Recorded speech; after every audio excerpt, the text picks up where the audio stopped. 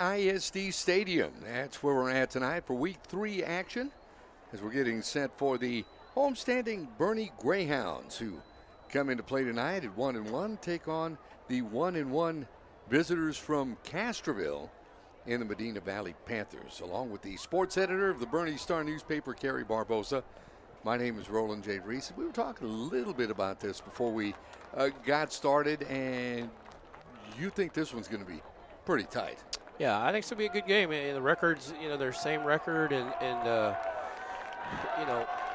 Medina Valley's a 6A school, and they've got good numbers, and they're a playoff team from last year, and they finished second and got beat in the first round, unfortunately for them. But, they want to try to get back there, and they feel like they got a shot at the district title. And so they have a very good quarterback that leads them. He's the leading rusher on the team, and I saw them play last week against Champion, and they gave Champion a game till probably about the fourth quarter. Chargers started to pull away a little bit, but they're a tough team. And Greyhounds, I know, feel great about last week's win. They were on the road, beat Laredo United. They were down late, scored a touchdown with under a minute. Then the defense came out and held them to no points, and they sealed up the win. And so Greyhounds are confident, but I just see this as two evenly matched teams. We'll see how it plays out, but on paper, boy, it sure looks like it's going to be that type of game. And when you look at Boerne's scores, they lost to Piper 35-28, and you and I were at that game, and then they beat the Longhorns last week 35-21. So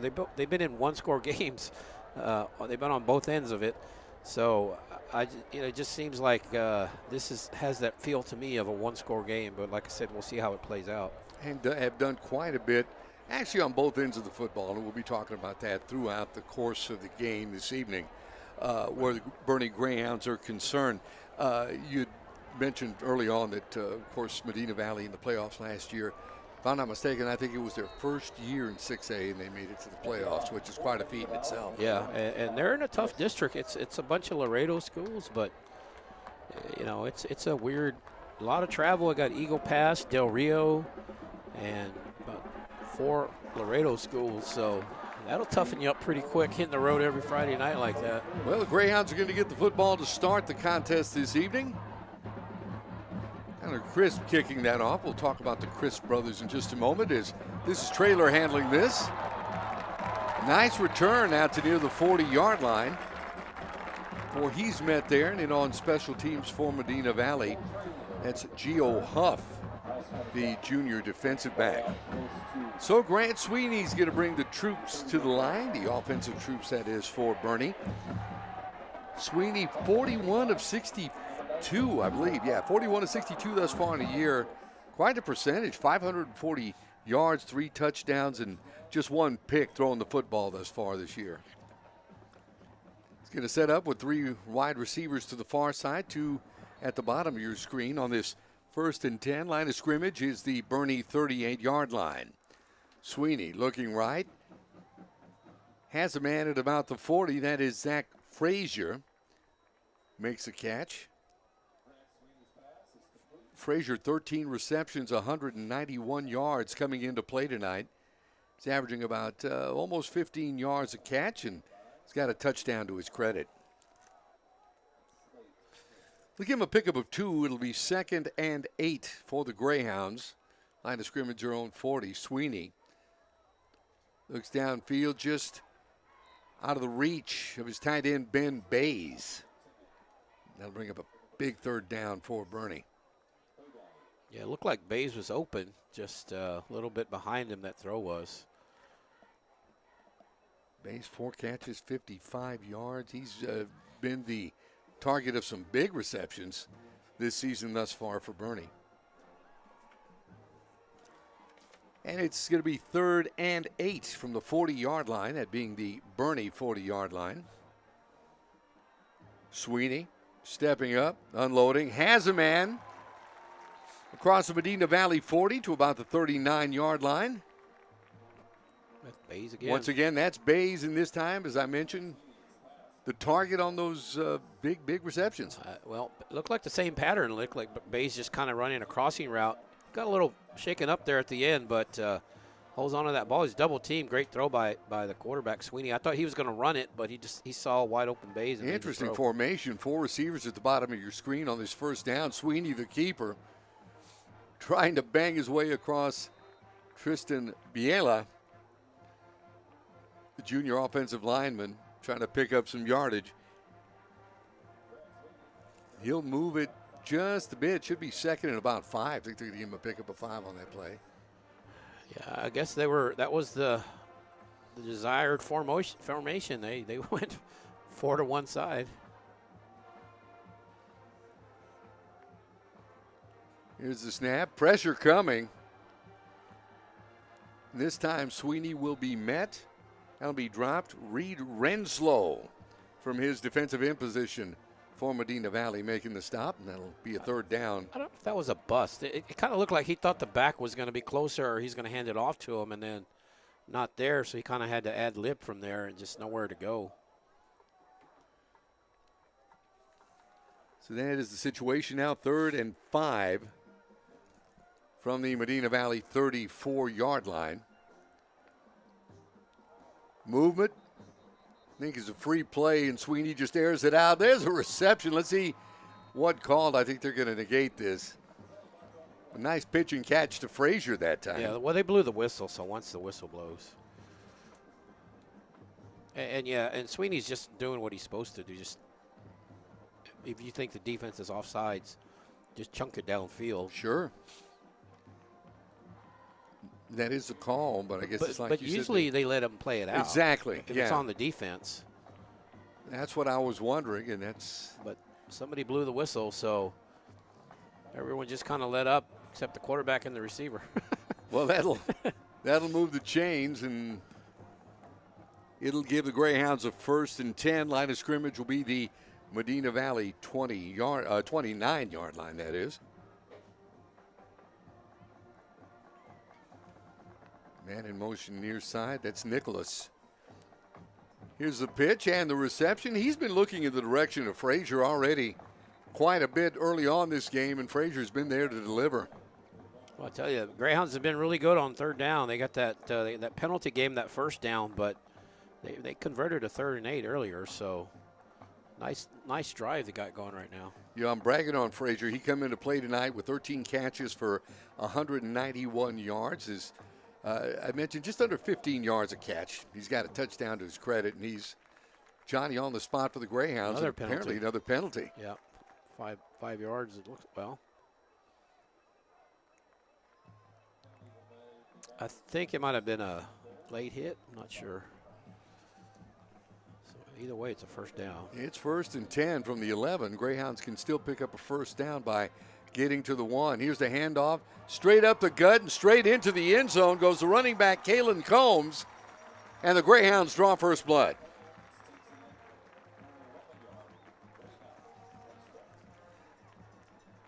Well, that's just straight up the gut run there. And just nice blocking by that offensive line. And you see Combs isn't even touched till he gets near the goal line. And he ain't going to bring him down at that point with the head of steam that he had.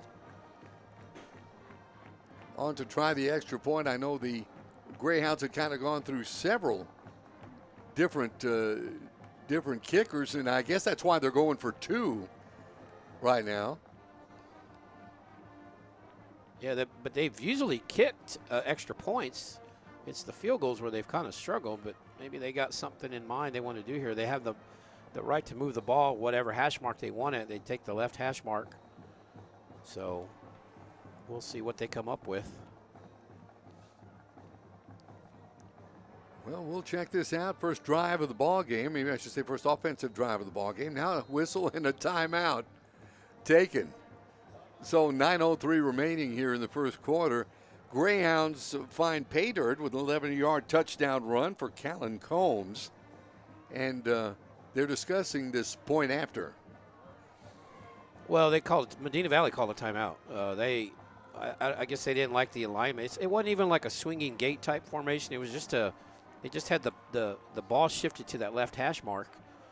And I guess Medina Valley didn't like something, so they burned a timeout right there, I believe. Yeah, there's one off the board for them. So, yeah, this is interesting, though, because Greyhounds are 0 for 3 on field goals. They've tried 3 different kickers, and they've each missed 1. So no one's really kind of emerged from that pack to be the lead kicker. But usually they've kicked extra points. You know, between the 3 of them, one of them's been able to make extra points. So not sure what this is about. If they just saw something on film, maybe they think they can get a 2-point play here. Yeah, apparently they're bringing that offensive unit back on the field, and Sweeney be calling signals as they look for a 2-point conversion. Snap. Sweeney, the keeper, rolling right. Unloads. And there it is. Hauled in that time. Bodeak with the reception. Well, just a crossing pattern. He just got a lot of real estate on that right because they lined it up where that hash mark is, and then Dayak's just coming around, and it's just a matter of buying enough time and getting enough separation there. And with 9:03 remaining in the opening stanza, our score now, the Boerne Greyhounds 8, the Medina Valley Panthers nothing. We'll be back with more in a moment right here on the Greyhound Network. Have a good one. Any idea who keeps doing that? Nope. Oh. Oil-based with the all-weather enamel. Excellent choice. Let me cash your card. That's a lot of black paint.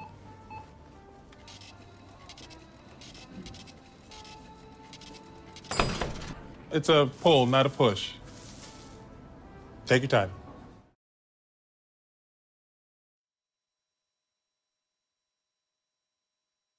And march it downfield and put points on the board. And how'd that drive look? It was a pretty efficient drive. They go 6 plays, 62 yards, took 2:57 off the clock, and they had 1, 2, 3 first downs, and a couple penalties by the Panthers hurt them on that one.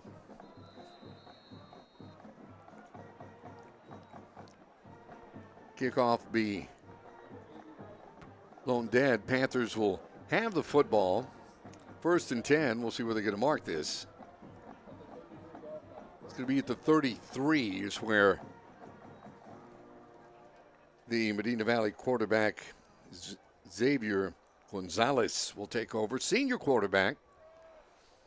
Passing wise, perfect. He's 9 of 9 for 182 yards. His gift is running that football as he's a very mobile quarterback. We'll see that this evening, I'm sure. Lines up under center. We'll take the snap, go forward. Wow. That was like a goal line 4th and goal. Philly or tush push kind of a deal. That was kind of a little surprising first play of the game. Maybe they were just trying to get, some big yards. They'll give him one. Cooper Thompson from his linebacker position, among others, in on the stop for Boerne. It's the Panthers break huddle. 2nd down. Raymond Rodriguez comes flank to the near side. Joseph Habe, very prominent name in the Castroville area, going to the far side. He's a handoff. Straight ahead goes the running back. A flag, though. So I think it's procedure on the Panthers. So they were moving before the snap, so it's going to back them up. That was a good gain, though, but going to back them up. Desmond Wright, the ball carrier. One thing about Gonzalez, you got to notice how low he gets on the snaps. His head's barely above the back of the center. Watch how low he gets when he lines up directly under center. That backs it up now in the 2nd and 14 situation for Medina Valley. Certainly does. Once again, the keeper, Gonzalez. Not much there as that stingy Boerne defense just not letting him get anywhere. Cash Gatlin, among others, in on the stop of the Greyhounds. It should be 3rd and long now for Medina Valley. Yeah, they're just back to the original line of scrimmage, and it looks like a passing situation, and this is not what they do well. Newman and Rodriguez, the bottom of your screen. Up top is Easton Lang, the leading receiver on this Panther squad, along with Joseph Habe. It's 3rd and 10. Yep. Down low. Takes the snap. Looking downfield. Pass. Whoa. almost intercepted. That was Cole Traylor from his safety position. He got one last week. Yeah, he read it well. As he comes in, you see him coming in. He reads it, almost intercepts it. That had all the makings of a pick six if he catches it, but looks like they're gonna. Well, they got it. I guess he caught it. They're saying that was a reception. Yep. Interesting. I guess after it got past Traylor, the receiver caught it and got the first down. That is interesting. 1st and 10 then, the situation for Medina Valley. Handoff straight ahead goes the running back right. Bust out across the 45 down to around the 46-yard line. Right as we talked about, 62 yards. He's averaging about 62 yards running the football per game, and he's got a rushing touchdown on the season. Give him a pickup of 3. It'll be 2nd and 7 now for the Panthers. This is what they like to do. They like to just ball possession, just kind of grind it, wear that clock down, keep it close, and keep the game low scoring. Gonzalez changing things up. Once again, the handoff to right as he busts across midfield. Wow. And into Boerne Greyhound territory. Tough runner. Well, if you're right, you can't be wrong. And he ran a pretty good run there. got them a first down, and this is the strength of their offense. They run the veer. It's called the veer, and they run it well. 2 receivers either side for quarterback Xavier Gonzalez. On this 1st and 10. Got the football marked at the 43, that being the Boerne Greyhound 43-yard line. Panthers looking for an answer, an equalizer of sorts. On this 1st down, the snap. Fakes a handoff. Gonzalez gets across the 40-yard line before he's finally lassoed there. Once again, in on the hit. Cash Gadlin. Gadlin, the junior defensive end, has a fumble recovery on the season. Well, last week's game, Gonzalez was the leading rusher in the game against Champion. So he had 110 yards, I believe, against the Chargers. Now, in fairness to the Chargers, their starters were out by the 4th quarter because they had a big lead, and Gonzalez was still in. 2nd and 6 now for Medina Valley. Wright, the lone back in the backfield for quarterback Gonzalez. He'll take the handoff. Try to bang his way down to near the 35-yard line. And, man, that forward momentum still has him going. Traylor over there in on the stop for Boerne. Also some help from safety C.J. Smith.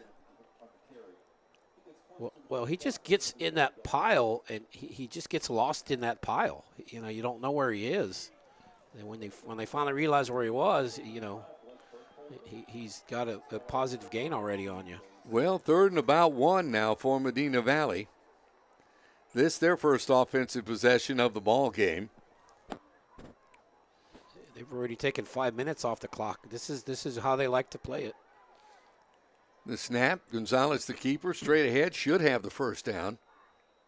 Yep, he got it. Well, they stopped the clock, so they're going to measure, or are they just stopping it to move the chains? Yeah, Blake Burkholder from his defensive tackle position with the stop for Boerne. He got it. That'll move the chains. It'll be a first down for Medina Valley. He got about it by a half a yard.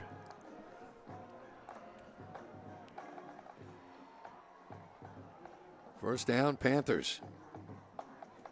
And this is a type of offense you struggle with it at times. It's frustrating because, like I said, they've had the ball 6 minutes already. They just kind of pound you and pound you and pound you. Exactly. Handoff straight ahead right. He'll get down to about the 27-yard line. It's over to make the stop, linebacker Robert Estes. Well, and this is what they do. They like to run it. Then at some point, they're going to take a shot over your head. That's why Gonzalez's percentage is so high passing, because They'll run it, run it, run it. You start cheating in, bringing everybody into the box, trying to stop them, and they'll take a shot over your head. Using that run to set up the pass, absolutely. Two receivers at the bottom of your screen on this 2nd down and 5. They're at the Greyhound 27. It's 8-0 Boerne. Early on, both teams with one offensive drive. And we have 2 minutes left in the quarter. That's amazing. Gonzalez. Hands off once ahead to Wright. Desron Wright. They ought to call him Desron the Diesel. He just puts that head down, and that's it. So it's going to be 3rd and call it about 2 from the Greyhound 24-yard line. As you mentioned, that clock continues to tick away. 7-minute drive. It's impressive. It's called clock control. Watch the throw. 3rd and 2. Gonzalez fumble. drops the football, picks it up.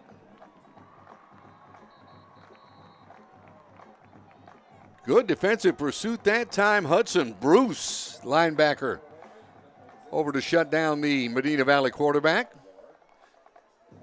Check this out. There's Bruce just wrapping him up right there. Holding him up for Gatlin. No gain, but looks like they're going for it. 4th and 2. 2 receivers either side, and once again, Desron Wright. That big back in the backfield. For quarterback Xavier Gonzalez.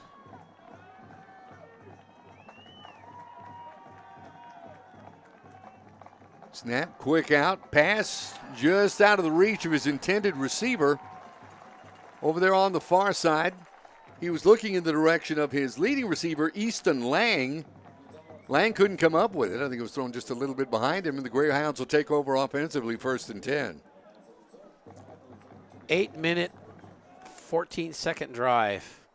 And it comes up empty. And really the receiver was open, just throw was a little off. But, wow, talk about shortening this game. We're down to under a minute. And the Greyhounds have only had the ball one time. But this is, if you're Boerne, this is what you need to keep scoring. This puts pressure on them. You can't take 8-minute drives if you're trailing by 2 or 3 scores. Nicholas, top of your screen. We got 3 receivers on the bottom on this 1st down. There's Morrison, banging his way across the 35. Going to move the chain. It's going to be a Boerne Greyhound 1st down. He's getting up from the bottom of that pile. Strong safety Brody Marquardt. That's a good run by Morrison. 14 yards, gets that 1st down. Morrison coming into play tonight. 18 carries for 79 yards and 3 touchdowns. Just 2 games this season. Yeah, he had all 3 in one game, I believe. 1st down, quick out, pass complete. Morrison across the 40, across midfield and into Medina Valley territory. Before he's wrapped up there, Connor Crisp. I told you we'll be talking about those Crisp boys quite a bit because they've got some big numbers defensively for Medina Valley. And there's one of them, the senior free safety. 13 tackles on the season. Yeah, he's good. He was they're in District 36A, and he was the district most outstanding defensive back last year. So he's good. So the Greyhounds don't have to snap it if they don't want. Once they set the change, they hadn't set the change yet for some reason. So they don't have to unless they want. 3 receivers at the top of your screen on this 1st down. Quick out, pass complete. Once again, that's Dayak. Coming up with a big catch in the middle of the field, taking the ball down to the 35-yard line before he's met there. Caden Peters in on the stop from Medina Valley, and you know what? Just that quick, that's going to do it for the 1st quarter. How about that? With our score, Boerne 8, Medina Valley nothing. We'll be back with 2nd quarter action in just a moment, right here on the Greyhound Network. Are you sure you don't want to go to the movies, Abuela? Mijo, I love you, but I prefer the classic movies. You go, have a good time.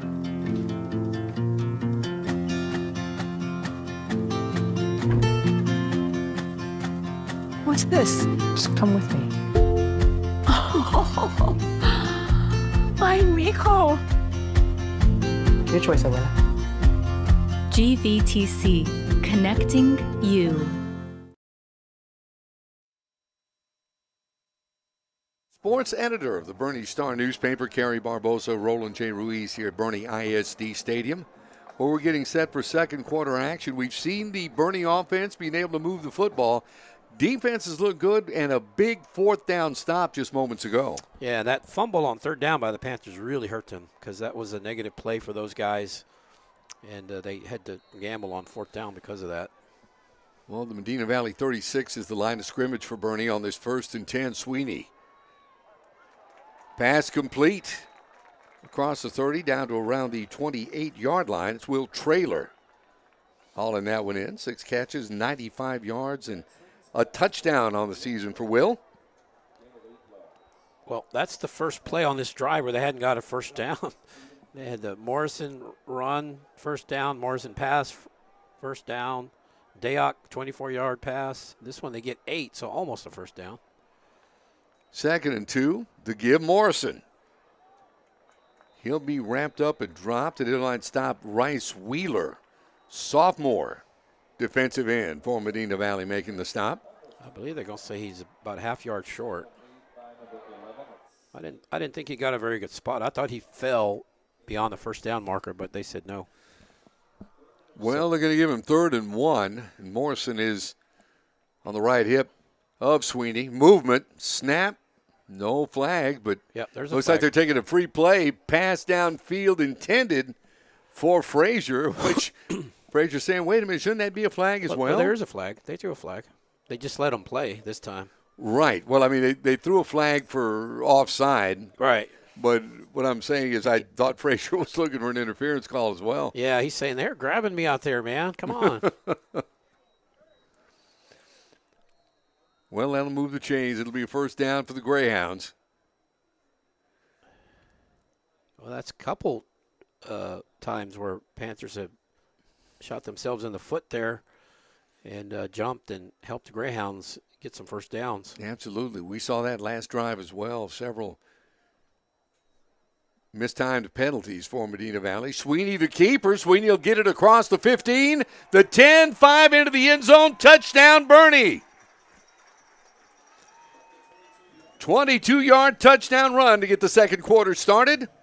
And Grant Sweeney give him another rushing touchdown on the season. Well, watch him step up. He's going to step up trying to escape pressure, and then he just takes off. He tells Morrison right there, hey, I'm running.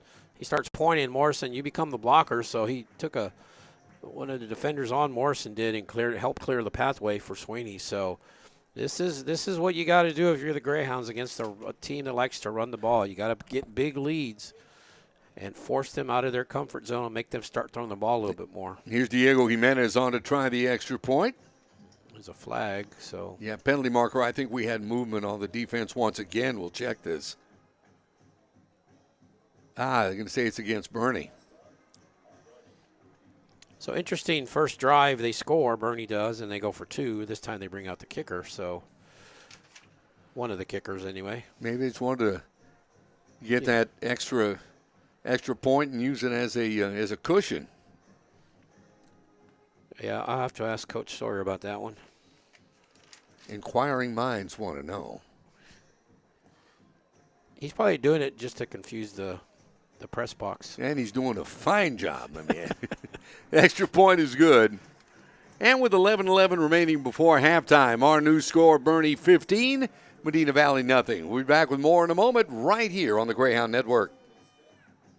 Hey, Greyhounds fans, your attention to the video board as it's time for another Ferris Orthodontic Smile Cam. Not the time to be shy. What a great smile. Let's see it. Strike up the band for that one. Now, that's a winning smile, folks. Great job, Greyhounds. That's another Ferris Orthodontic Smile Cam.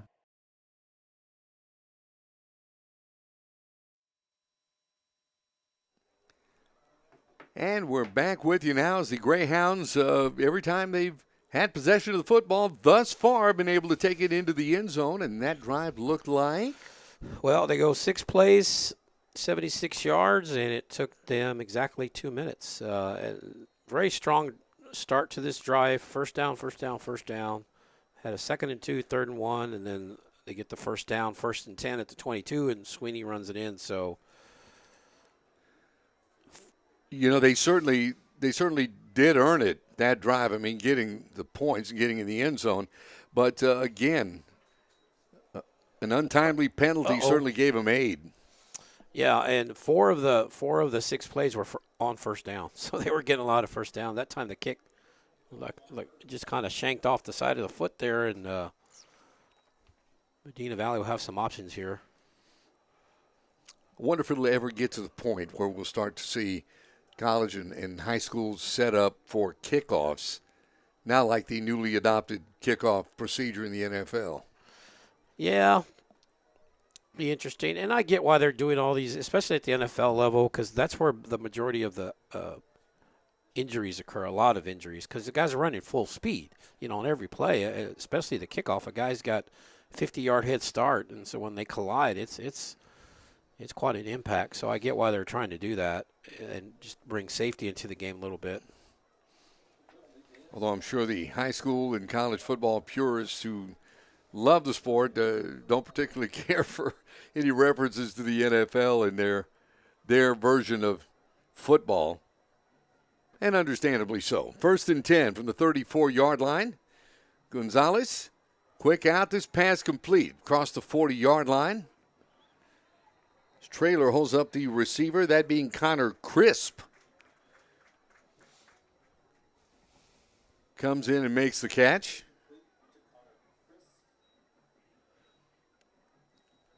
Going to pick up to the 40, I call it the 42-yard line, where it's going to be 2nd and 2. Give him 8 on that reception.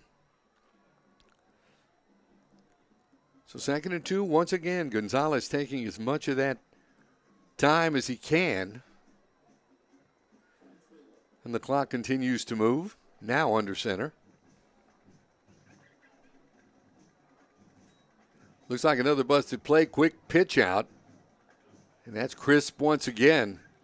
Take the ball across midfield and into Boerne territory before Jake Bettis makes the stop that time for Boerne.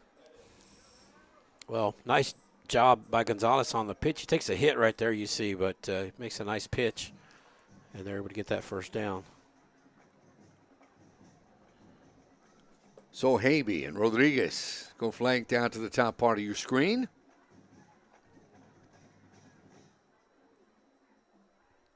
Got Crisp and, of course, Wright in the backfield. Now Crisp in motion far side.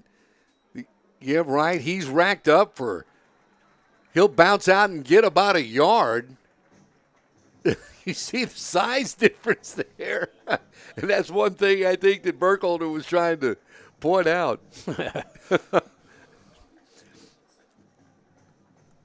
But you can see they just stop him. They did stop him. He's still able to bounce off and, I thought, get a yard. At least he got back to the line of scrimmage on this 2nd and 10 now. Line of scrimmage, the Boerne 49-yard line. It does appear, I believe, they've taken another timeout. Somebody did. See what this call is from the referee.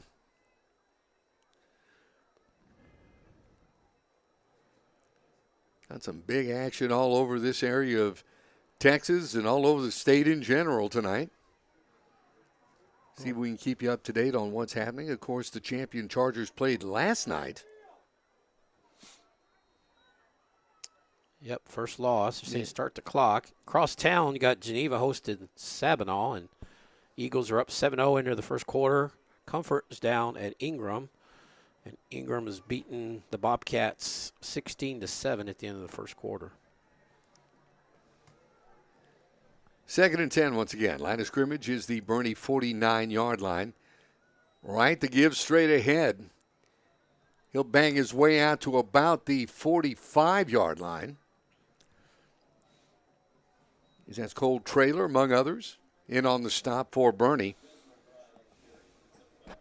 Well, you got to really buy into this system if you're a player there. I mean, you just, this day and age of the spread and wide open offenses, and, you tell the guys when they get to high school, hey, we're just going to run this tight formation, and it's going to be 2 and 3 yards of play. You know, if your kids aren't bought into it, that's a tough sell. But it looks like Panthers are sold out and believe in this system. Big third down for Medina Valley now, 3rd and 6, although they have rolled the dice on 4th down before. Right, this time fakes the pitch to Crisp, who's going to be held up and thrown behind the line of scrimmage, and penalty markers are down. Good defensive pursuit. Once again, Cole Traylor among others. I also see Blake Burkholder in on the stop. Jake Bett is over as well. It's been very successful, apparently, defensively tonight for Boerne, in that the first player will get to the ball carrier, hold him up, and just enough time for the rest of the team to converge on him and make that stop. And that's exactly what happened there. They hit Gonzalez, and then when he gives it to the back, it's going to be a face mask, I believe. But let's see what they rule. But yeah, just too many purple jerseys to get away from that time. Just great pursuit by the Greyhound defense. It is personal foul. You are correct. Face mask called against the Greyhounds. Quick shout out to Russell Hawkins. Here's the play. Right there, not much of a face. Oh boy, a little bit of twist in there, but just a quick shout out, Russell Hawkins. He texted me, let me know him and Ann, his wife, are watching the game. So thank you, Russell, for watching, and say hi to Ann and all you out there who are also watching this game. Appreciate it. We do appreciate it. Hello, Russell. 1st and 10, line of scrimmage, the 31-yard line. For Medina Valley, we have movement. You ought to blow this dead, and I think they're going to back it up. There was movement on the left side of the line. Yeah, they got 15. They're going to give 5 of it back here. See, and for a running team where you get a 2 or 3 yards in a cloud of dust. Well, there's really not dust anymore because they're all turf fields, but when you do 2 or 3 yards at a time, it's hard to make up even a 5-yard penalty, because you're not a good team when you do 2 or 3 yards at a time. And you play behind the chains. 36-yard line is the line of scrimmage, that being the Boerne 36. It's now 1st and 15 for Medina Valley. Gonzalez, and I think that's part of the big plan for Medina Valley as well, is to try and draw Boerne off sides. Good composure by that Greyhound defense. Under center, Gonzalez. Fakes to right. Oh, so unnecessary. Greyhounds had a great stop and just got a personal foul. And the pitch to Lang is... Got a personal foul for just kind of shoving Gonzalez while he was on the ground. Just so unnecessary. Rory Hodgkin over to make the stop for the Greyhounds. Hodgkin, a junior, defensive end position. You had them at 2nd and long, and then you just kind of let your emotions get the best of you there. Just got to control it.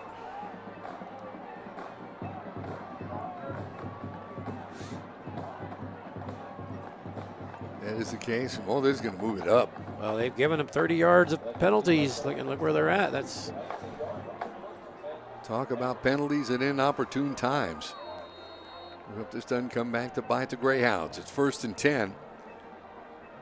Line of scrimmage is the Boerne 19 for Medina Valley.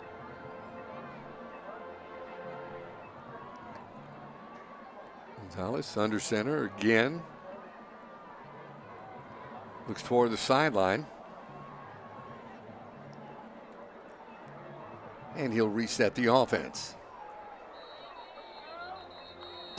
Whistle, I think they're going to get him. This is going to be the 4th penalty in a row. Well, unless they called a timeout. And I think they may have. Yeah, I think the play clock was getting down to 0, so they just, instead of taking the penalty. That's it, and that is, I think that should be the 2nd timeout for Medina Valley this half. Yeah, I believe so, yes. Confer on that here in just a moment. Well, once again, another opportunity for the Panthers to use that clock. This particular drive, we were talking about a couple of big penalties for Boerne that have them in this situation right now. Yeah, 2 15-yarder, both personal fouls. One, one's kind of incidental. 15-yard is a face mask. He's not trying to. He's just trying to make a tackle. The player and just accidentally grabs the mask. The second one was just so unnecessary. The quarterback was on the ground. Just kind of pushed him down. 9:03 mark of the first quarter. We saw Callan Combs with an 11-yard touchdown run. Sweeney would get a 22-yard run with 11:11 left here in the second quarter. 2-point conversion good, then a extra point. That has us where we are right now, 15-0. Boerne on this 1st and 10 from the 19. Medina Valley with the football. The snap, the give right. Straight up the middle.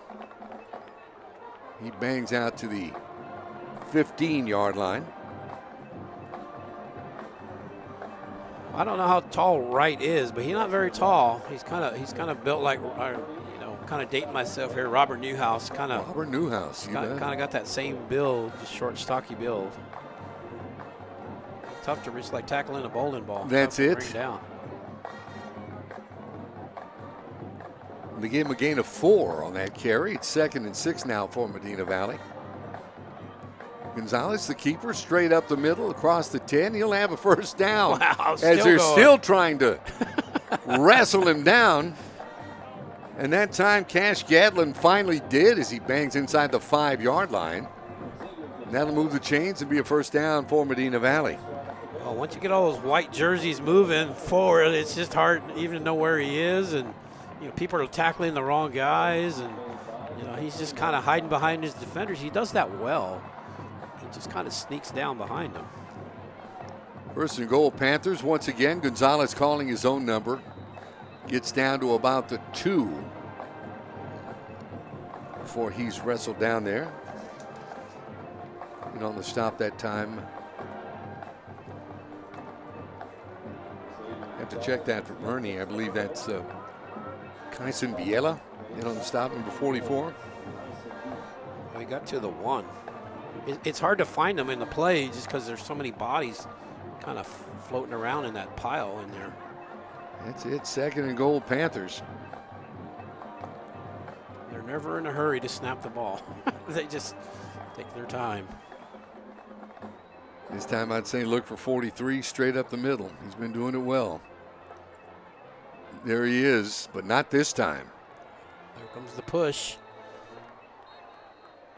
Gonzalez got in and started to push, but Greyhounds just had it stopped really well. Good defensive stand by the Greyhounds that time. Absolutely. Gatlin, Burkholder, among others, in on the stop.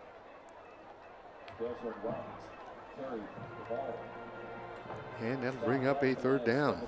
3rd and goal from the 1. Well, my guess, if they don't get it on 3rd down, they're going to go for it on 4th. Might as well. You're on the front door and it's ajar, so you might as well. Unless you back up or have a fumble or a penalty or something like that. 3rd and goal. Gonzalez calls his own number. No indication yet.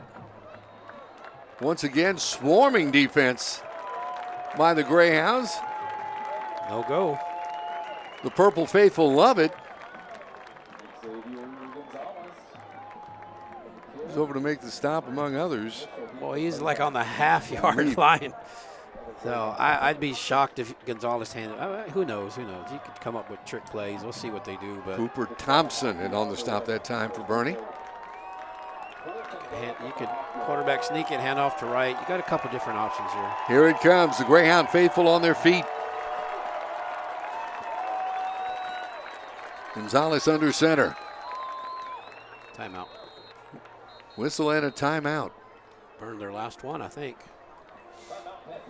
That should be it. I believe so. As I look at the scoreboard, that is their last timeout. And I guess you might as well if you're this close. 3:57 remaining in the half. It's 15-0.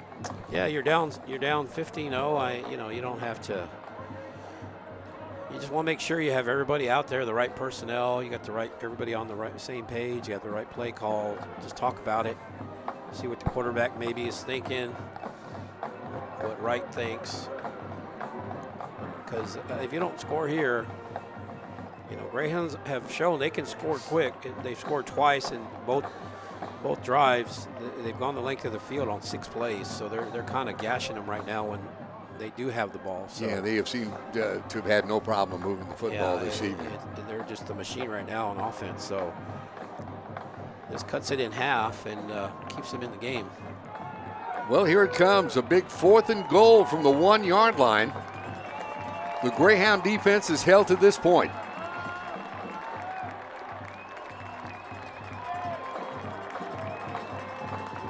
Gonzalez. On the right side. Here's the give right. This time there's no doubt about it, right into the end zone for a Medina Valley touchdown. And as you were mentioning, that lead, well, they've cut into it a bit, let's say. Yeah, 15-6. We'll see how Panthers always going to have to chase that point. Better service, faster results. Let Toyota Birdie be your next pick for service. We're family owned and operated, and with express maintenance. Oh, he doinked it. And the extra point is no good. So that kind of makes things a bit more interesting. 3:52 remaining before halftime.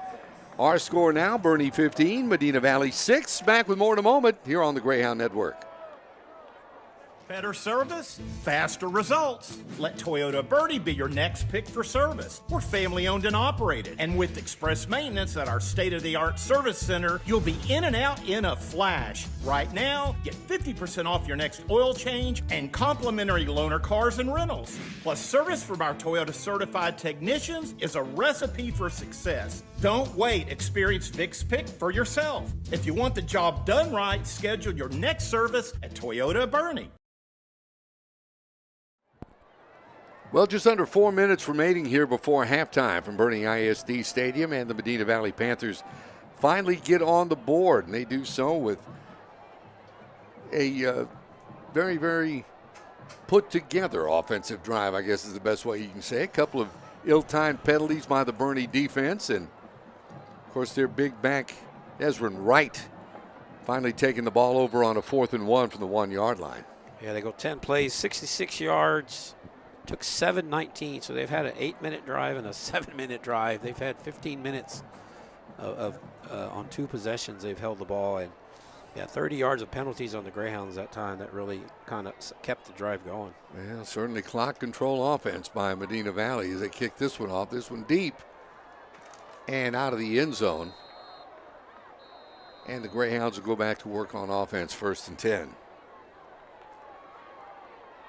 Well, when they lined up, 4th down, we kind of felt it was either going to be the quarterback keeping it or he's going to hand off to Wright, unless they came up with a trick play. One thing I saw that Gonzalez did, he kind of tapped the center on the right side. So I was thinking he was telling him that's where he's going to go, but I don't know if that was just a decoy or if it meant something different, but he just ended up having it hand off to Wright, and the hole was there on that left side, and get in there. So it's 1st and 10. Boerne will have the football from their own 25-yard line with 3:52 remaining here before halftime. Here's Sweeney. Stepping up into the pocket. He'll put it away across the 30. Slide down about the 32-yard line before he's touched up there. Nope, there's going to be a late flag. I think it's going to be on the Panthers defense. Sweeney slid. And then once he slid, he got hit. So once he starts sliding, you got to let him go. See, just the defender's don't look like he was doing anything malicious, but can't touch him once he starts sliding. Caden Peters over, Slate Crisp as well from his middle linebacker position. Giving pursuit. Right now, they're discussing this. It was a late flag. I mean, they were. Seems like the official had to think about it. It was right on the edge of. Right. Of it. Like I said, it wasn't a malicious hit. He just didn't let him go. You got to let him go. There it is, personal foul. That is the call. So that'll move the ball up. That's a painful one for the Panthers. It sure is. Look at there, 45-yard line. That is the Boerne 45, but that's where the Greyhound offense will go to work. Now with a fresh set of downs. Well, you're in a good spot if you're the Greyhounds. You got 3:39. You got all 3 of your timeouts. You're near midfield, so pretty much the playbook's wide open right now. You can call whatever you want. You can run across. You can throw across the middle. Whatever you want to do. They haven't taken a lot of time to score, and there's 2 scoring drives so far. But if they want to try to burn as much of this clock as possible, that's certainly an option for them. Nicholas at the bottom of your screen. Frazier and Traylor on the top of your screen.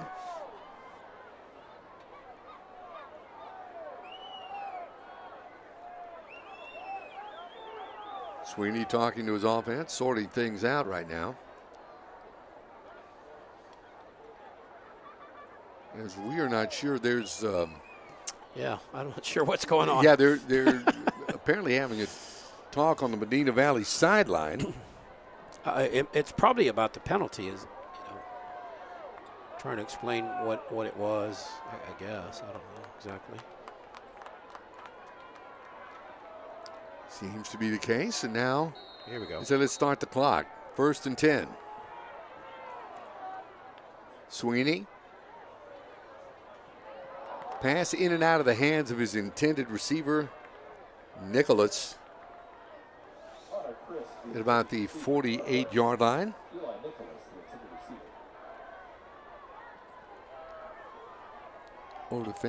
Defensively, Matthew Philpott that time, who's in the defensive secondary. 2nd down. Sweeney. Handoff going straight ahead, nowhere to go.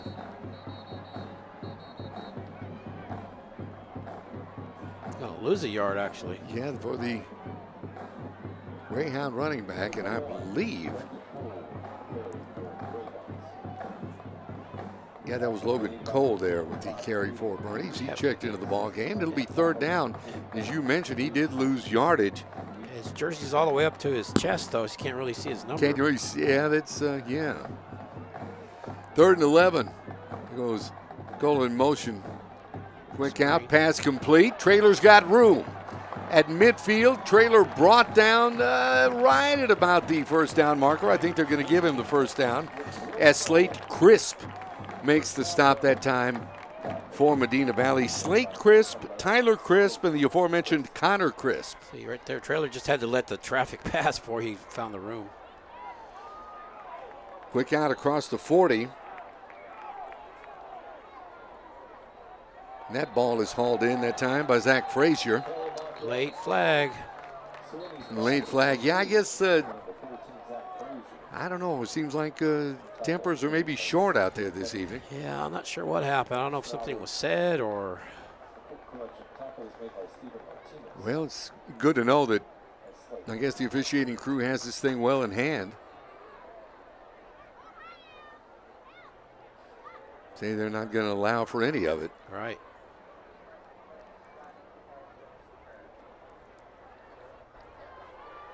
Call should be coming here momentarily. Here it is. Unsportsmanlike conduct. All Medina Valley. Well, move the chains and give them a 1st down. So once again, Medina Valley's making mistakes that are going to cost them. That's their 2nd 15-yarder on this drive. And that's just this drive. They didn't mention. Yeah. And we saw what happened. Bernie had 2 of those on when Medina Valley had the ball, and Medina Valley ended up scoring. So that's just it. Composure goes a long way. Not just on the football field, but darn near anywhere these days. In life. Amen. 1st and 10. Give straight ahead. Goes the running back, Logan Cole. Pick up to near the 15. Called about 17. Hurry up for the Greyhounds on his 1st down. Cole to carry once again. Now across the 15. He'll be brought down about the 13-yard line. Should have it. Getting up off the bottom of that pile that time. Oh, we're at our 2-minute warning. Brody Marquardt, and that's right. I don't think they call it that in high school. No, but they don't. They call it something different. 2-minute whatever. something. 2-minute coffee break, something. I don't know. Well, we'll take this 2-minute whatever it is, and we'll go to break and be back with the final 2 minutes of this first half. 15-8. Greyhounds on top of Medina Valley on the Greyhound Network. Are you sure you don't want to go to the movies, Abuela? Mijo, I love you, but I prefer the classic movies. You go. Have a good time.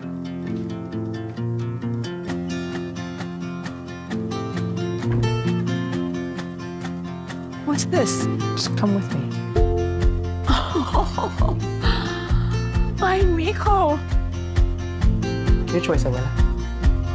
GBTC, connecting you.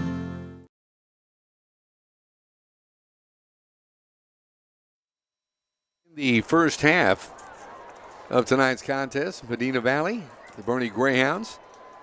Greyhounds up 15-6 and looking for more, and there's a Homecoming great crowd. shot. Yeah, Yep. absolutely. Homecoming crowd, that's right. Homecoming this evening. Happy homecoming.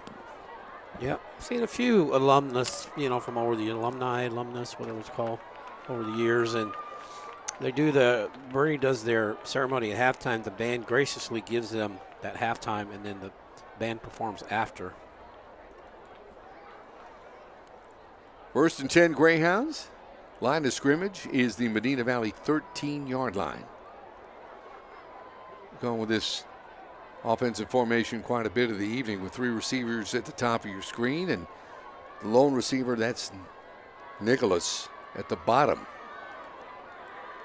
1 back in the backfield for quarterback Grant Sweeney.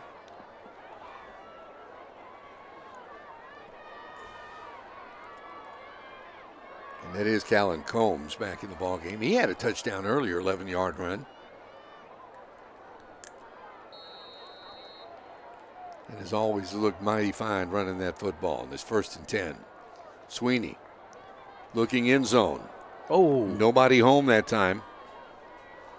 Yeah, different page. Looked like Nicholas cut off the route and looked like Sweeney thought he was going to keep going to the corner. I guess he zigged when he should have zagged. Yeah, or zagged when he should have zigged. Or or something. Something. From the 13, 2nd and 10. They can get a first down at the 3 or just inside. Sweeney checking with the sideline.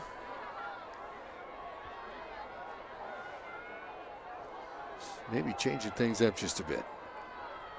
Here's the snap. Makes a handoff. Sweeney, the keeper, trying to find the corner. Does so at the 10. He'll be knocked out of bounds just shy of the 5-yard line. Alejandro Hernandez from his defensive tackle position making the stop. Well, it looked like that had a spy on him. Reed Renslow 0-0. As soon as Sweeney started moving, Renslow shot up and had a shot at him, and he just missed him, though. So good job by Sweeney to make him miss and then get positive yards. Well, 3rd and 4 now for Boerne. Quick out pass. Hauled in. That should be enough of a first down. He makes the catch, and that, of course, Zach Frazier. So that'll give the Greyhounds a 1st and goal.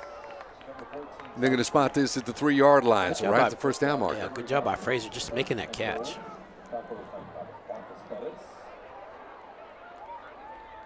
He's fighting. Tries to go straight ahead. They're going to mark him short. Just a bit short goes the running back, Callan Combs. One of that second TD of the night. Got down to the 1. 2nd and goal from the 1. There's the tush push. And still waiting. Nobody knows where the ball is. Nobody knows where the ball is. No indication. Sweeney's saying, I scored easy, but. Yeah. Come on, man. I guess they're saying no. They're saying there's no forward progress, so 3rd and goal from the 1. I wonder, do you go straight up the gut or try to? Well, you know what? If I'm Boerne, I'd burn a lot of time here. Absolutely. And Panthers can't stop the clock. So, well, Boerne they were all different. Everybody was on a different page there, so they just burned a timeout. They're going to burn a timeout, absolutely. With 34 ticks of the clock remaining before halftime. Boerne holding on to a 9-point lead at 15-6. See, they weren't very happy. Boerne wanted to burn his clock. Medina Valley's out of timeout, so Boerne could have taken this clock down. If they didn't score on third down, they could call a timeout and, you know, have a last play, either kick a field goal or go for it. But I'm not sure what happened. Nope, I don't know if they had the right personnel in there or wanted to talk about it, but they stopped the clock. It's not going to leave Medina Valley with a lot of time, but ideally, these are things you work on, you know, a non-district.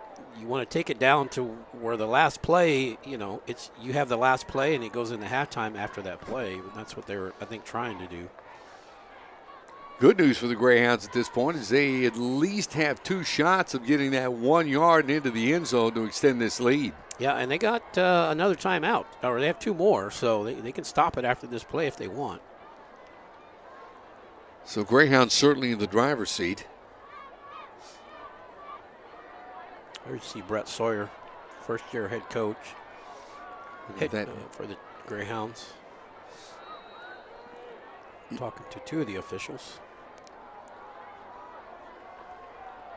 Maybe thanking him for the explanation. You can't tell, or does that look like he's thanking them? Well, they may be discussing whether they're going to go get a burger after the ball game. You never can tell.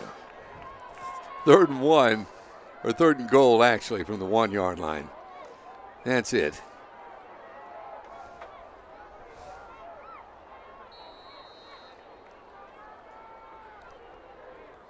Sweeney behind that big line of Reyes, Waters, Reibel, Biella, and Young. Sneak.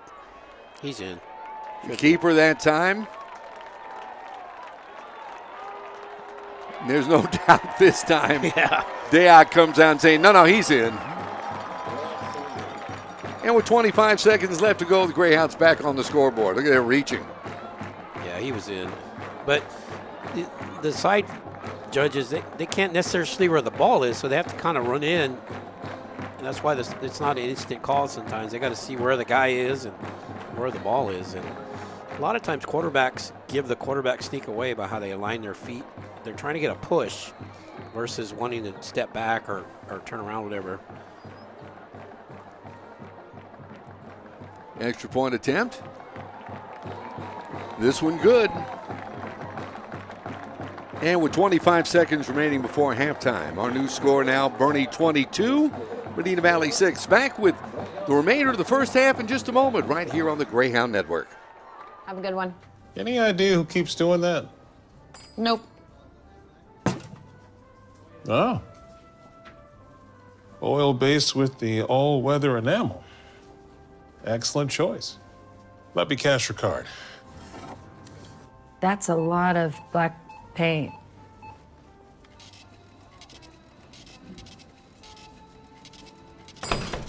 It's a pull, not a push. Take your time.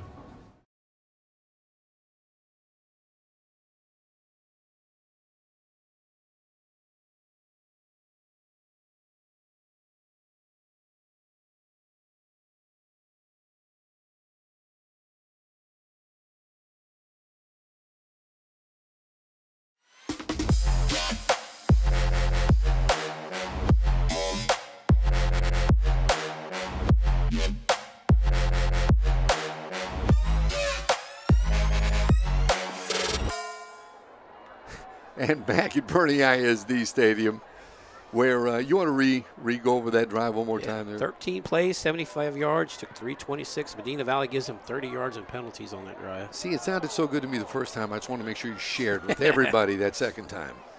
Absolutely. Kickoff out of bounds. Medina Valley will have the football for the final 25 seconds of this one. Yeah, it didn't make it in the end zone, so they're going to could put it up to the 40, I think, 35, whatever it is. Check this spot. You know, you got to admit that this one, and the Panther offense has looked good. Are they going to make him re-kick? Yeah, I guess I think they are. They're going to make him re-kick. They have the option. The Panther offense has moved the football. They look really good running the football, especially in the middle of that Greyhound defensive line. However, I'd say you just got to say that the Greyhound offense has dominated to this point. Obviously due to the score, but just the fact that they've been able to move the football seemingly a lot easier. Yeah, and think about that very first drive where they go 8 minutes, 14 seconds, 12-play drive, and they don't score. And they had a fumble in there at some point. But when you take 8-9 minutes off the clock, you got to get points. Whether it's a field goal, touchdown, you have to come away. You can't come away empty after having the ball for 8 minutes. So that opening drive where they don't score, that one really hurt them. Well, the Greyhounds will tee this up and kick it off again.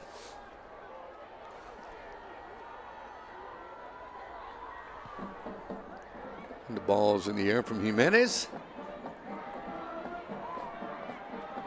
Handle on the far side.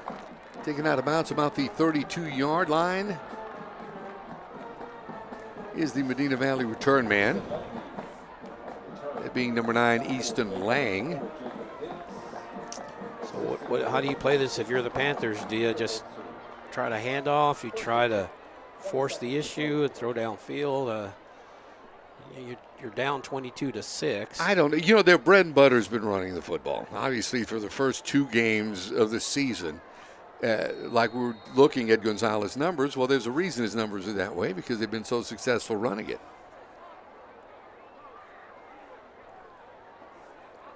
Gonzalez under center, the give right. Chugging down to around the 35-yard line. And Medina Valley can't stop the clock. Nope. Well, like you said, you called it. You said they're going to just run it. And Leopard can't change the spot sometimes. Might as well, and that'll do it for the first half. We got one in the books from Boerne ISD Stadium with our score: the Boerne Greyhounds 22, the Medina Valley Panthers 6. Back with halftime in just a bit here on the Greyhound Network.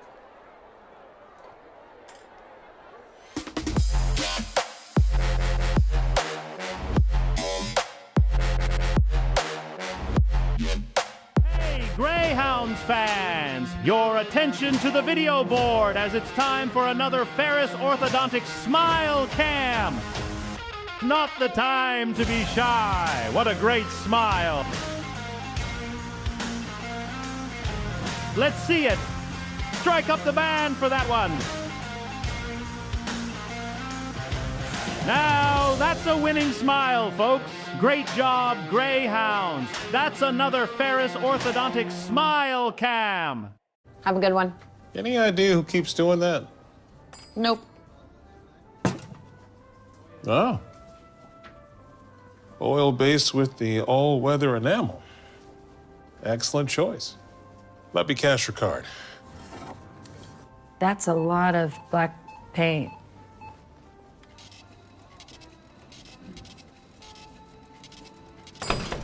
It's a pull, not a push. Take your time.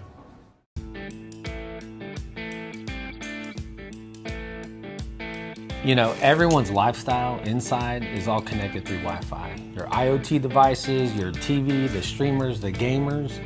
And we in Texas, we love being out in the backyard. We love extending, I think, what we do inside to the outside.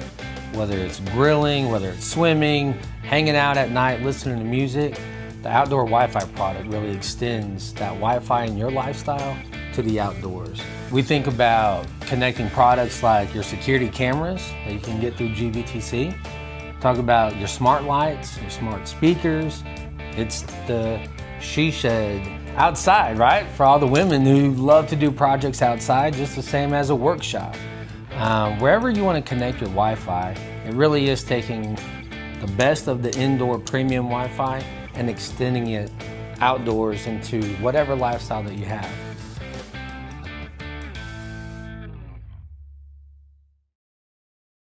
Are you sure you don't want to go to the movies, Abuela? Mijo, I love you, but I prefer the classic movies. You go, have a good time.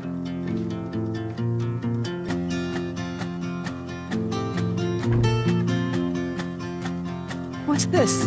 Just come with me. Oh, ay, mijo. Your choice, Abuela. GBTC, connecting you.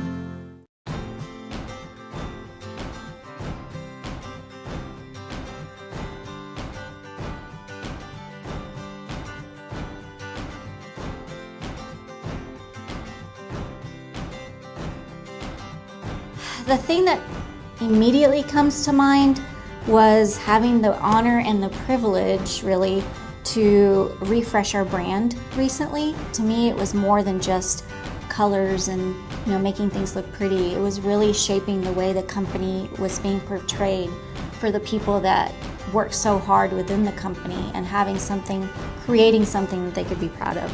I guess landing a major account has empowered me. Being able to close on 2 large accounts that I had worked with gave me kind of a more of a boost. It solidified that I am a good salesperson. It is such a wonderful feeling when you give information, you provide information to your supervisor, to your manager, and they trust the information you're giving them. I think just thinking recently when I became manager, there's so many things when I've been here where I've always had to ask somebody else. Can I do this or can I do that? Even as supervisor, can I do this for my employees?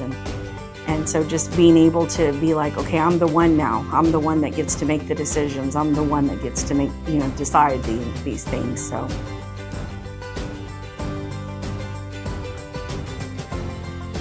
We're really good at helping each other as women, and I think that the more people that look out for each other, I think. It's important to keep us in the talks of decision making. Having our perspective on things is almost quintessential at this point in time. I feel like we add a lot to the table. I think that women in general, we have to bring each other up and not tear each other down. I mean, unfortunately in our society, too many people are quick to tear people down, and sometimes women are the worst with other women. We're all in the same game. We all need to lift each other up and inspire each other and, do what we can to help them learn and grow. Everything is gonna be okay, girl. just take a deep breath, because everything's gonna be okay. You're gonna be fine. Always believe in yourself, believe in your abilities, always strive to do your best, and always remember what you put out there definitely follows you.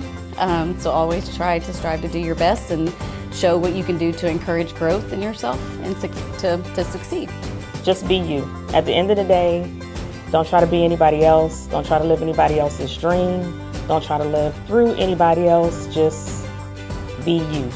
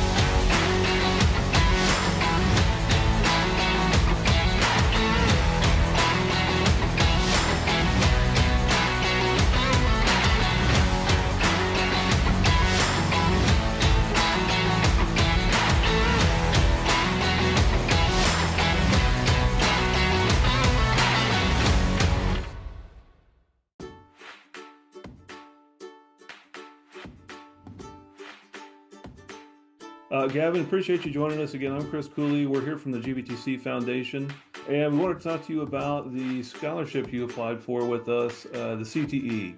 Yeah, the Career and Technical Education Scholarship. Does that ring a bell? Yes, sir. Where did you find out about this scholarship from? How did you hear about it? Actually, one of my friends texted it to me just because they knew I participated in the CTEs. Well, let me tell you, that is a very good friend, because we're here to tell you you have won the 2025 GBTC Foundation $7,500 CTE scholarship. Congratulations. Thank you. All right. How are y'all doing today? Good. I think. Well, sorry to call you down to the office. This is Chris Cooley, and we're here with the GBTC Foundation. We wanted to talk to you about the Ola Armstrong Scholarship that you applied for. Does that ring a bell? Yes, sir. I'm sure you've applied for quite a few, right? There's a lot of scholarships out there, but we're here to tell you that you are the recipient of the 2025 $15,000 Ola Armstrong Scholarship from the GBTC Foundation. Congratulations to you. I couldn't be more proud. Thank you so much. Well, hello, Riley. This is Chris Cooley here from the GBTC Foundation. How are you today? I'm good. How are you? Doing well. Well, sorry to catch you on the road. No, you're good. We looks like you're in trouble here. There's a lot of people here, but we've got some questions about your application. This is regarding our GBTC Foundation Richie T. Sorrells Scholarship. Yes, sir. Does that ring a bell? Yes, sir, it does. I'm sure you filled out a lot of applications.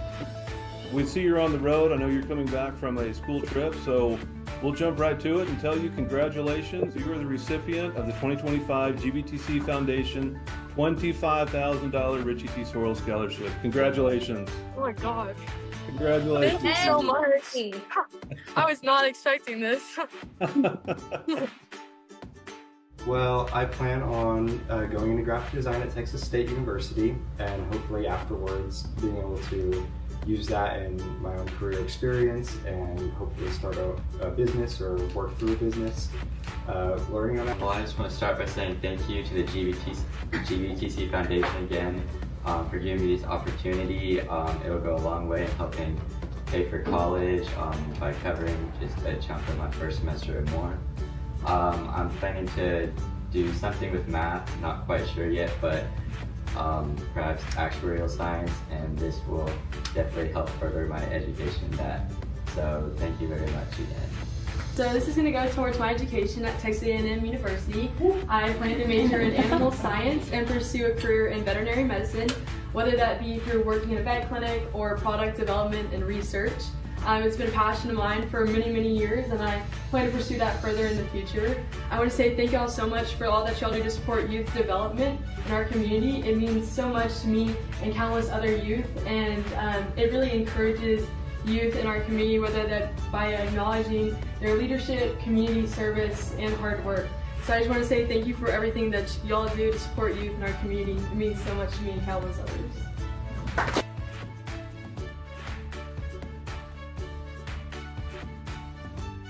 Congratulations to all of you, to the students and to your parents as well.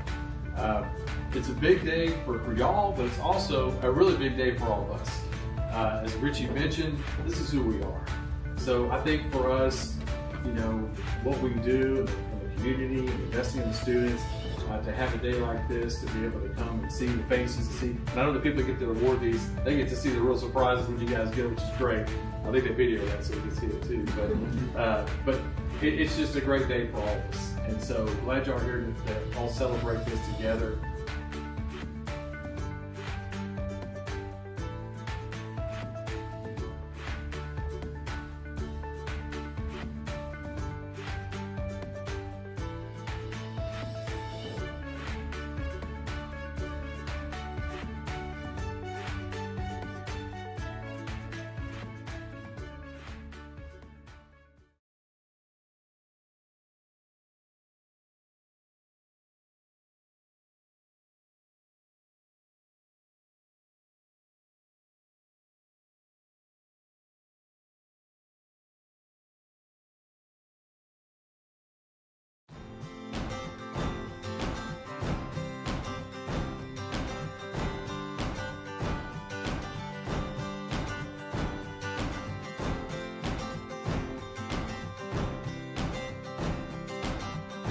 The thing that immediately comes to mind was having the honor and the privilege, really, to refresh our brand recently. To me, it was more than just colors and making things look pretty. It was really shaping the way the company was being portrayed for the people that worked so hard within the company, and having something, creating something that they could be proud of. I guess landing a major account has empowered me.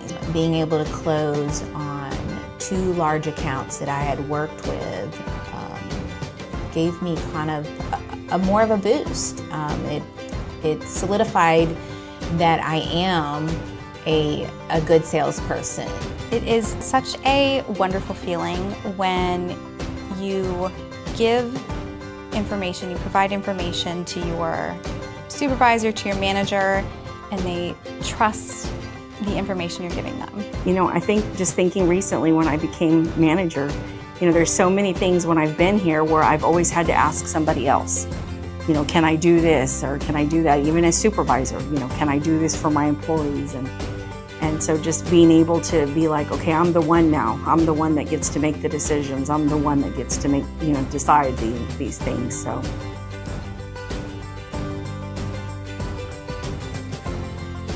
We're really good at helping each other as women, and I think that the more people that...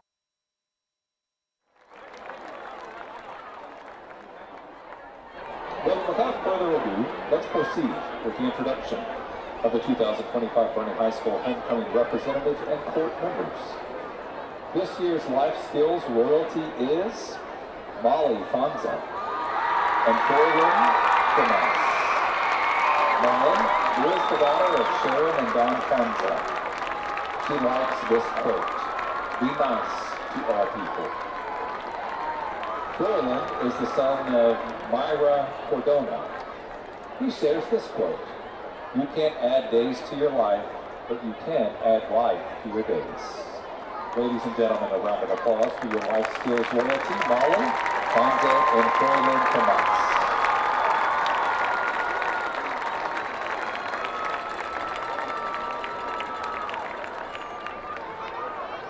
The freshman pairing representatives representing the class of 2029 are Kendall Heiner and Chance Henry. Kendall is the daughter of Darla and Billy Heiner. Her selected quote is from the book of Corinthians. "My grace is all you need, for my power is greatest when you are weak." Chance is the son of Megan and Ben Henry. His quote is from the book of Jeremiah. "The Lord says, I have plans to prosper you and not to harm you, to give hope and future." Ladies and gentlemen, Kendall Heiner and Chance Embry.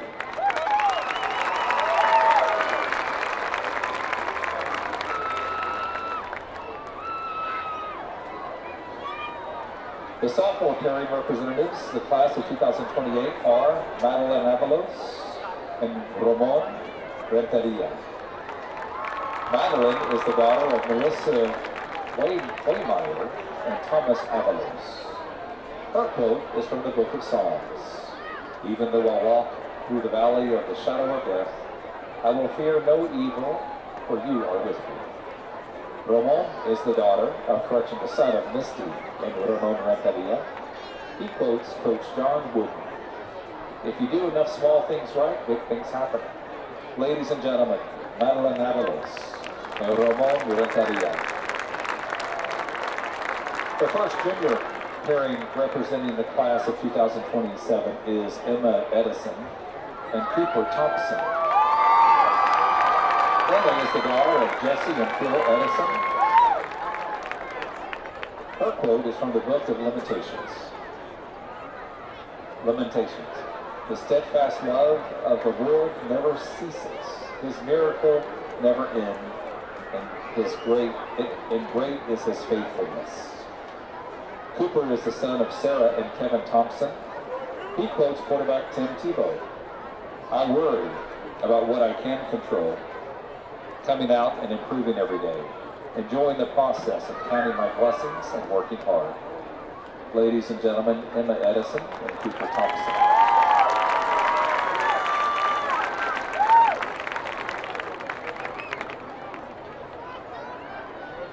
The second junior pairing are Lainey Moore and Noah Sanchez. Lainey is the daughter of Shannon Chambly and Adrian Borostiki. Her quote is from the Book of Luke. Love your enemies and do good, expecting nothing in return, and your rewards will be great. Noah is the son of Holly and Gary Sanchez. His quote is from the Book of Romans. We rejoice in our sufferings, knowing it produces endurance, character, and hope. Ladies and gentlemen, Lainey Moore and Noah Sanchez.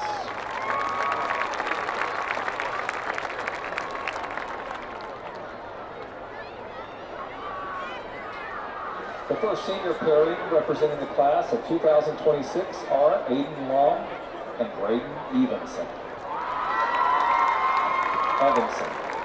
Aiden is the daughter of Jennifer and Joel Long. She aspires to study exercise science at the University of Arkansas to become an occupational therapist. She quotes the book of Proverbs. Trust in the Lord with all your heart and lean not on your own understanding, and instead lean on him.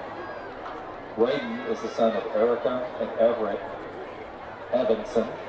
He plans to attend Arkansas as well as to study business. He likes this quote from his buddy Will Traylor. You don't want to be the one to say you didn't try. Take chances. Ladies and gentlemen, that's Aiden Long and Braden Evanson.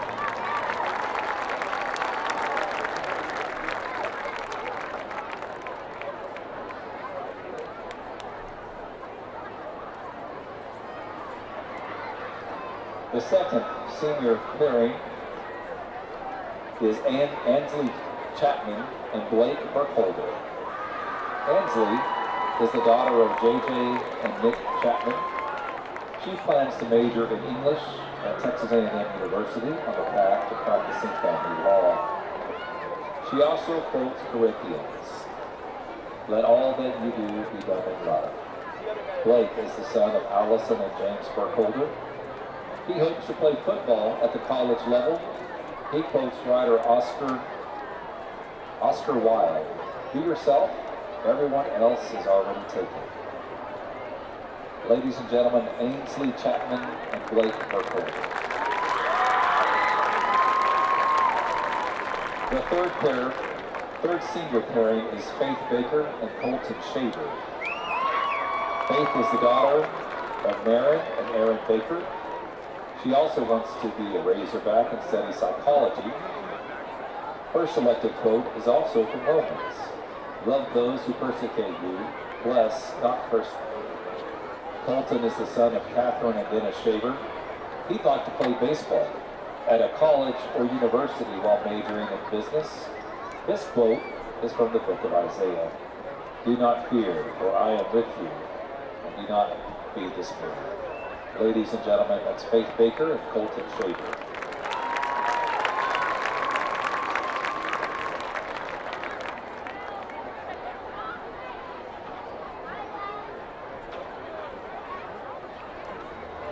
The fourth senior pairing is Katie Fulmer and Trenton Mays.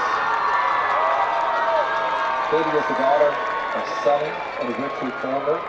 She will attend Oklahoma Baptist University to pursue a degree in elementary education. Her quote is from the book of Job. I know that my Redeemer lives, and he alone will stand on the earth. Trenton is the son of Courtney and Ray Mays. After recently becoming a certified EMT technician, he plans to enroll in a fire academy next summer. His favorite quote, you never walk alone. Ladies and gentlemen, that's Katie Fulmer and Trenton Mays.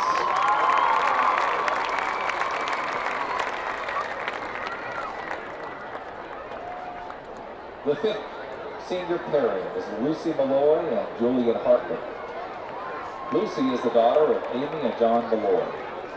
She plans to study psychology at a university or college. She quotes recently engaged Taylor Swift. There were pages turned with the bridges burned, but everything you lose is a step you take. Julian is the son of Carla and Dave Hartman. He's looking to pursue a business degree at Texas Tech University. He also quotes Proverbs. Trust in the Lord with all your heart and lean not on your own understanding.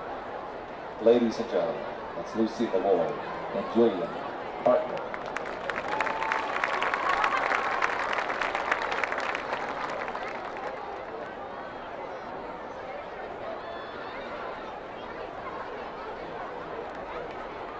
Ladies and gentlemen, and now officiating over the coronation of this year's court is the retiring King Walker Hill, escorted by his mother Sarah Hill. Walker is a student at the University of Texas in Austin studying business. When asked to name something he's learned about himself since heading off to college in August, he said he appreciates those close to him even more so. And now to announce the 2025 royalty as elected by their senior class peers. The new Duke is Colton Shaver. The new Duchess is Faith Baker.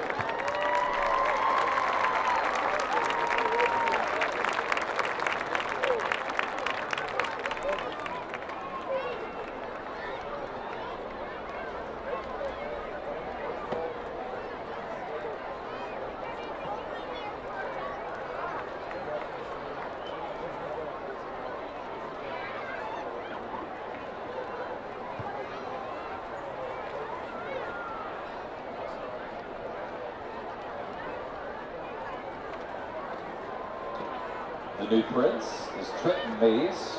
The new princess is Katie Folmer.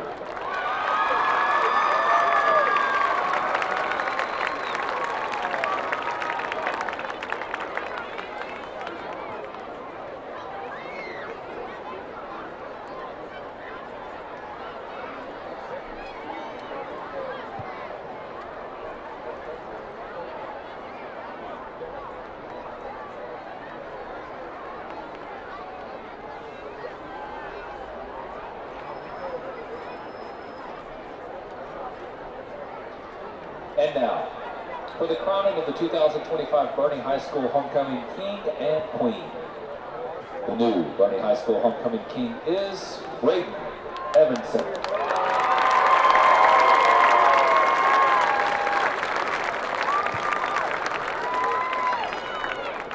The new Boerne High School Homecoming Queen is Aiden Long.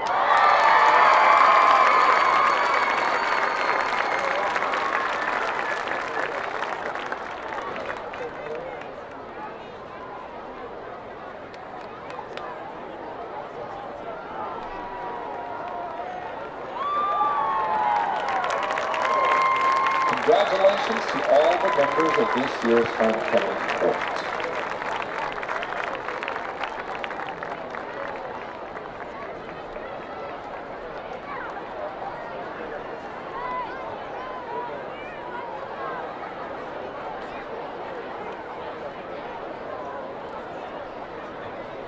Greyhounds fans, your attention to the video board as it's time for another Ferris Orthodontic Smile Cam. Not the time to be shy. What a great smile. Let's see it. Strike up the band for that one. Now, that's a winning smile, folks. Great job, Greyhounds. That's another Ferris Orthodontic Smile Cam.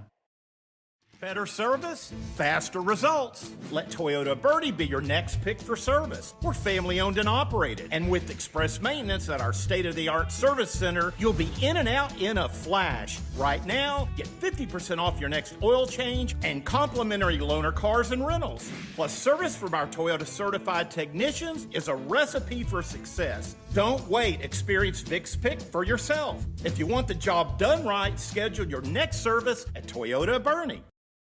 Are you sure you don't want to go to the movies, Abuela? Mijo, I love you, but I prefer the classic movies. You go, have a good time.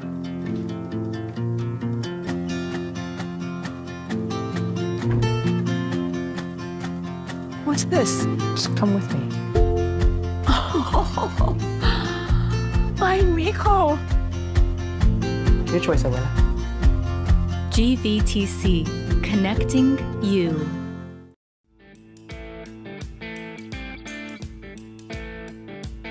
You know, everyone's lifestyle inside is all connected through Wi-Fi. Your IoT devices, your TV, the streamers, the gamers. And we in Texas, we love being out in the backyard. We love extending, I think, what we do inside to the outside. Whether it's grilling, whether it's swimming, hanging out at night, listening to music, the outdoor Wi-Fi product really extends that Wi-Fi in your lifestyle to the outdoors. We think about connecting products like your security cameras that you can get through GBTC. Talk about your smart lights, your smart speakers. It's the she shed outside, right? For all the women who love to do projects outside, just the same as a workshop. Wherever you want to connect your Wi-Fi, it really is taking the best of the indoor premium Wi-Fi and extending it outdoors into whatever lifestyle that you have.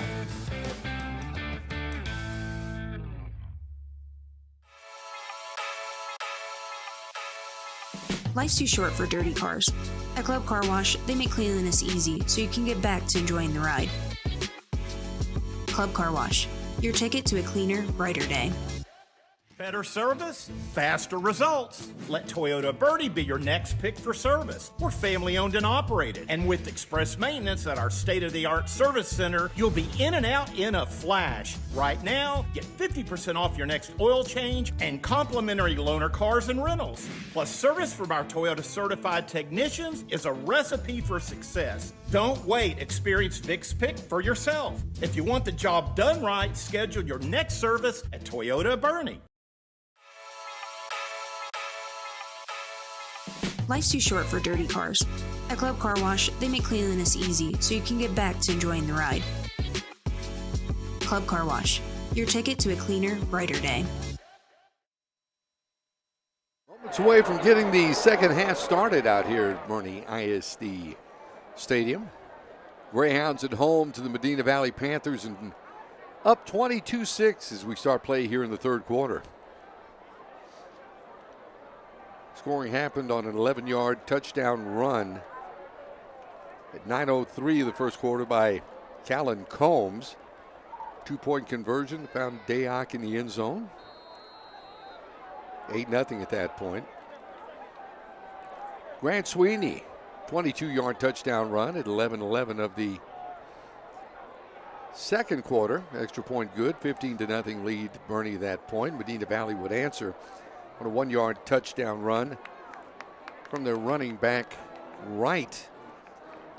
Extra point failed. It was 15-6 at that point. And then right before halftime, a 1-yard touchdown run by Grant Sweeney, his second touchdown of the night. Extra point good, 22-6. And that's where we stand right now as we get things started here for the second half. Easton Lang handles the second half kickoff. And Medina Valley will go on offense, 1st and 10. Well, Panthers really need a score here. They're down 22-6. They can't afford to fall behind. And possessions that are premium for the Panthers when you run a slow it down type of offense. Xavier Gonzalez, the quarterback, with the handoff. This is right. Whoa. Across the 40, down to around the 45-yard line. Nice run from right over on the stop. Blake Burkholder. It'll be 2nd and short. Yeah, the further this lead gets away from Medina Valley, the tougher position they're in, because running teams don't do well when they have to come from behind. It takes them a lot of time to get anything going usually. 2nd and 3, give Wright 7 on that first carry. Once again, Wright gets the carry again. Not this time. He's wrapped up and dropped. Big stop that time by Cash Gatlin, and we've called his name quite a bit this evening. Yeah, watch him shoot through the gap there. Just not blocked, just shoots through and drops him for a loss, and makes it a 3rd and 5 here. Big defensive play for the Greyhounds that time. As you mentioned, 3rd and 5, 2 receivers either side. Quarterback Xavier Gonzalez.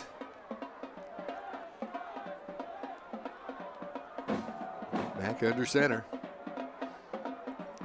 take the snap, quick out, pass caught. Raymond Rodriguez, senior, making the catch that time, take it out of bounds. That'll be just enough for a first down. Yeah, he's got it. Move the chains. A really great throw by Gonzalez. He throws it to where either his guy's going to catch it or it's going to go out of bounds. It's just kind of a fingertip catch, but he makes the catch. So the aforementioned Raymond Rodriguez comes flanked out to the near side. He'll be right there on the bottom of your screen on his 1st and 10 for Medina Valley. The handoff right once again. Gatlin slowed him down, almost threw him for a loss, but held him up with just enough time for the reinforcements to come in for the Greyhounds and make the stop. Well, once again, nice play by Gatlin. He doesn't make the stop, but he keeps him in the backfield and he's nowhere to go. And this is a tough down and distance for a running team here, second and behind the chains. Bobby Jet Wilkinson came over to finish off the running back right. Now 2nd and 12 following that loss of 2. Gonzalez looking downfield, had his man in and out of the hands of Joseph Habe on the far side of the field. Looked like that one hit him in the hands. He just couldn't hold on. Yeah, when you don't throw a lot like the Panthers don't, you gotta come up with those. See, look right there. Yeah, good hit, separation on the ball from Cole Traylor. And there was a defender that jumped in front of him, Bobby Jet Wilkinson. I don't know if he kind of got in the way and prevented him from just losing the ball for a second there. Not sure. 3rd and 12 now for Medina Valley. Line of scrimmage is their own 46-yard line.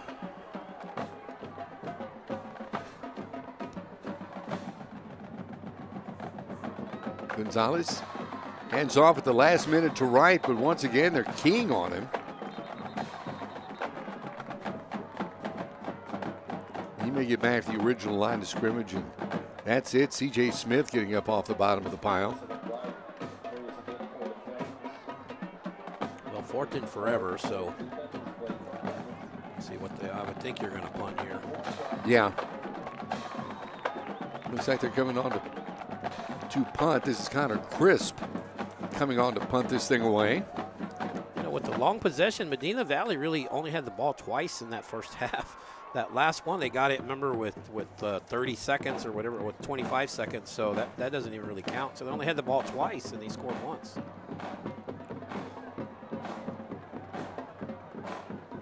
Yeah, it's off the side of his foot. So rolled out of bounds, and the Greyhounds will have the football for the first time here in the second half. 1st and 10. Well, I was down there at halftime watching the Medina Valley band perform. We have some friends who has some kids that go there, and I was looking at the stadium, and it's really packed. I was standing on the other side. You could see the Greyhounds come tonight for homecoming. I texted Stan Leach, the AD, asked him what paid attendance was. 6,078, so good crowd on hand. Nice crowd. Good to see them all. 1st and 10, 30-yard line. Line of scrimmage for the Greyhounds. Sweeney looking near side. Pass complete. This is Dayock as he gets out around the 35 to the 36-yard line. Met there and dropped by Connor Crisp, but a penalty marker is down. Came out right on that play. It's going to be, well,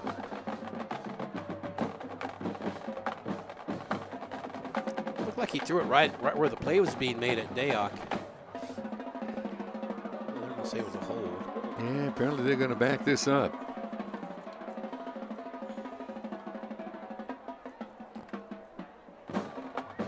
All the way back to the 23-yard line. Yeah, spot foul, so the hold held it. Took place at the 33, so.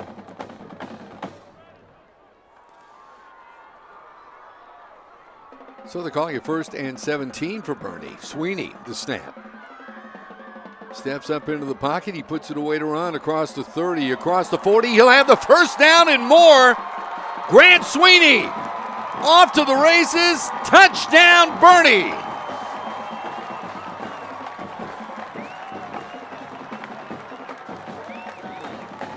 77 yards that time by Sweeney, and that wasn't a design run. He was gonna pass. They're just, look at him. He's looking around. There's nothing there, so he decides to tuck and run, and just a couple of missed tackles right there.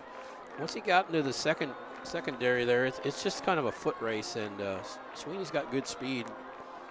Takes it to the house. He's also got his third touchdown of the evening.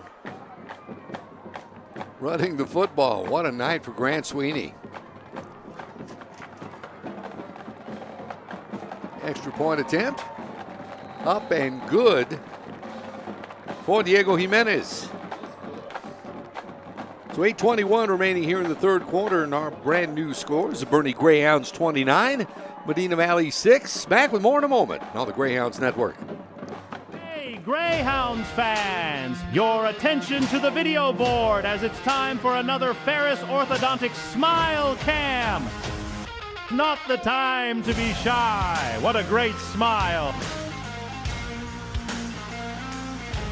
Let's see it. Strike up the band for that one. Now, that's a winning smile, folks. Great job, Greyhounds. That's another Ferris Orthodontic Smile Cam.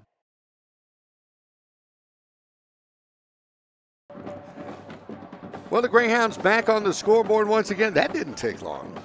No, it took them 38 seconds, but there was 2 plays involved. One was the penalty, remember, it brought it back. So it was 77 yards, took 38 seconds, and put Medina Valley in a really tough spot here, up 29-6. So they might have to give up that run and try to throw a little bit more than they'd like to. That's the way to beat a team like this, is just take a lead on them and take them out of that run game. And that's exactly what the Greyhounds have done. They strategically dominated to this point.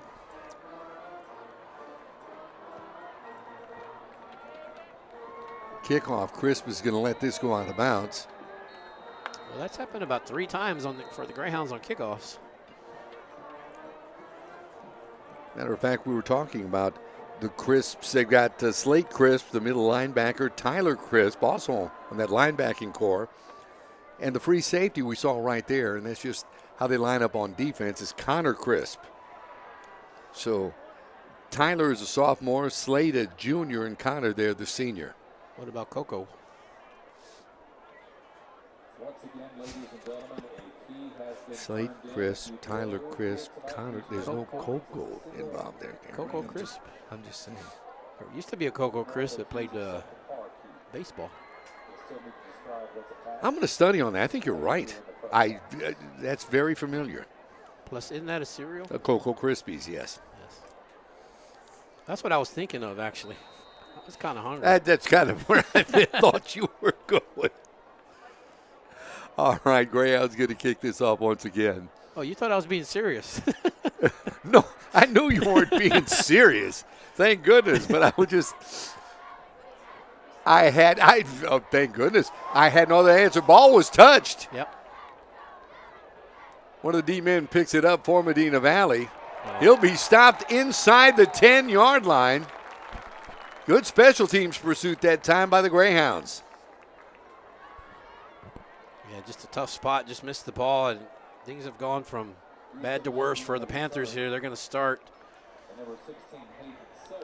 they're going to have to go 91 yards to get a touchdown. So really had Easton Lang, who's one of the starting wide receivers, and of course on that kickoff return team, decided to try and field that. And Silva and on the stop on special teams for Boerne. And the Panthers are backed up inside their 10, first down. As you were mentioning, it may be a question of passing the football at this point. They might have to start being down 23 here. Gonzalez, the handoff. No, fakes. It's a pitch across the 10. Down to, about the 13, 14-yard line goes Connor Crisp. Well, then again, like he said, this is kind of who they are, so. And, of course, running the football keeps that clock running as well. And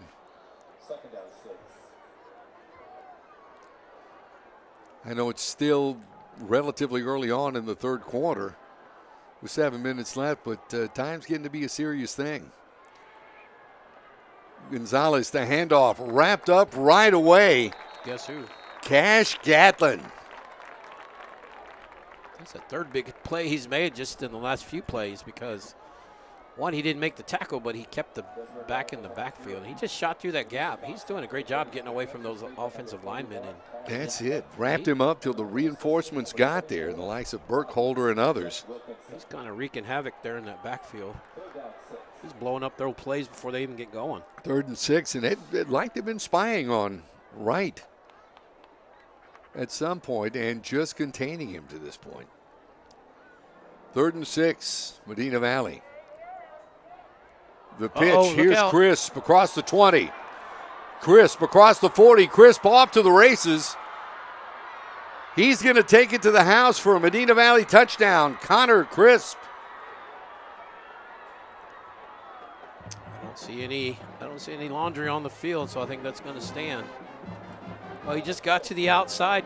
Greyhounds lost outside containment. Nobody's out there once he pitches it to the outside. And we haven't seen Crisp carry the ball a lot, but it's a foot race with him, and good luck catching that guy.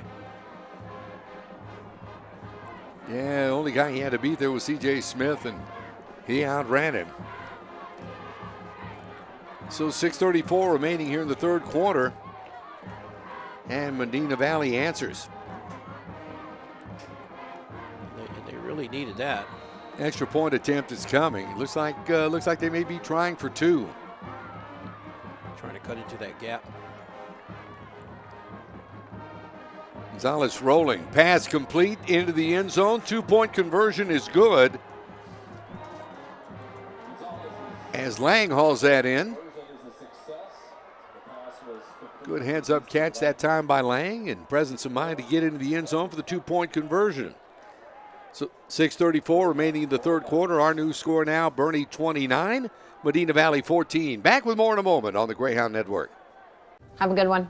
Any idea who keeps doing that? Nope. Oh.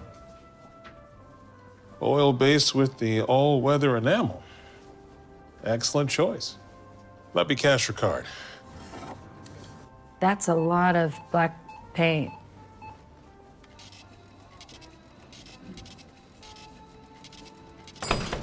It's a pull, not a push. Take your time. Well, just like that, we saw Medina Valley strike quickly on offense and found the outside corner with Connor Crisp. Well, this has been their longest drive, and they scored in 3 plays.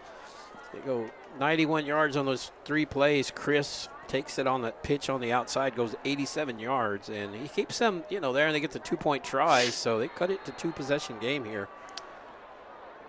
He did. That 2-point conversion that time by Easton Lang, hauling in the Xavier Gonzalez pass.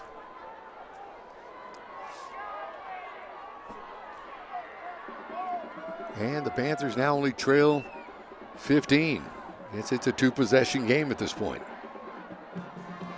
Kickoff. This one handled at the 20-yard line. Whoa. Wow. Drug down around the 25 goes Zach Frazier, who handled the kickoff. Like Courtney Bratcher just grabbed him by the jersey, threw him to the ground. It was a clean hit, but man, he kind of manhandled him on that one.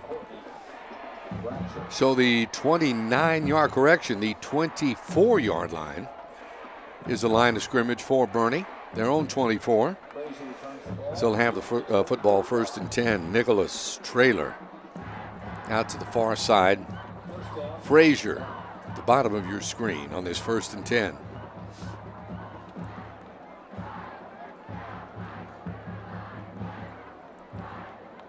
So now the official standing over the ball for some reason. Here we go.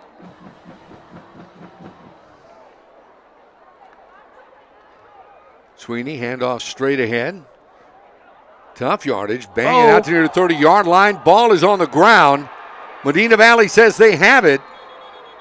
No indication from the officials yet. Look like Slate Crisp might be the Panther with it. Let's see. That is the case. It is Medina Valley football. They recover a big Boerne fumble. Well, when you stay up, that's the danger of staying up as a back. You stay up and you fight for yards. Somebody can come in and strip the ball. And yeah, Slate Crisp came up with the. I knew we would hear from those Crisp boys before the night was over. Yeah, 44 it looks like the Rise Wheelers looked like he's the one that came in and stripped it. Well, game just got very interesting now, especially if they score. 1st and 10.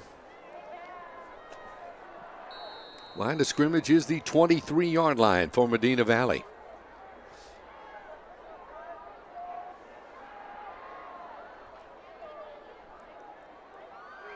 Gonzalez looking to pass, does so, has a man, just overthrew his intended receiver, who was Raymond Rodriguez. He had his man beat.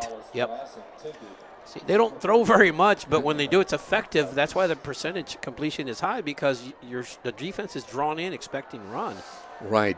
That was the perfect call. It had him right there, just not able to connect. Just an extra foot. He did. Xavier, I think, overthrew him just a bit. And he had time. It's not like he was rushed. 2nd and 10 now from the 23-yard line for Medina Valley. They give to Wright. Wright down to around the 15, inside the 15, before he's tripped up by that Boerne defense. Rory Hodgkin, defensive end position. Well, you see the run by Wright on that right side. If you're the Panthers, you have to take advantage of this. This is a gift to the team. You get the ball on a short field, you have to score. Also Cole Traylor, and on the previous play, it's 3rd down now for Medina Valley. 3rd and 2. Big play for the defense. Gonzalez looking to throw. Gonzalez feeling pressure. He steps up. He'll have the 1st down and more before he's wrapped up inside the 10-yard line. It seemed as though that initial surge had him trapped. Yeah. It looks like he wants to throw, you see, and then he decides, he feels the pressure. He starts dancing around in there. He's elusive enough that he gets through and gets that 1st down. And we got 1st and goal here at the 8, it looks like. Hudson Bruce with the stop that time from his linebacker position for the Greyhounds. Once again, the Panthers knocking on the door with a 1st and goal. Oh, boy. Look at he that. He calls his own number. He is in the end zone. Touchdown, Medina Valley, and just that quick. To this point, they put 13 points on the scoreboard. Extra points still to come. And they score those 2 touchdowns in a matter of minute 39 game time. So what do you do here? You're down 9.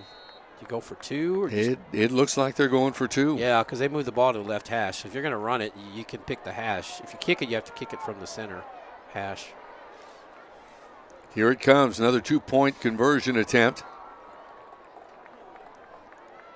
Gonzalez rolling. Gonzalez passes, has a man. Did he make the catch in? Let's see. He's saying no good. This 2-point conversion didn't fall through as Raymond Rodriguez made the catch. Well, they're still talking about it. They haven't signaled. Medina Valley Panther coaches are saying. Yeah, they're saying no. Wow, I just looking at the replay. I think he was in, but they have a better view down there, but no good. Wow, well, 4:54 remains here in the 3rd quarter. We got a new ball game. Our score is Boerne 29, Medina Valley 20. Back with more in a moment on the Greyhound Network. Have a good one. Any idea who keeps doing that? Nope. Oh. Oil base with the all-weather enamel. Excellent choice. Let me cash your card. That's a lot of black paint.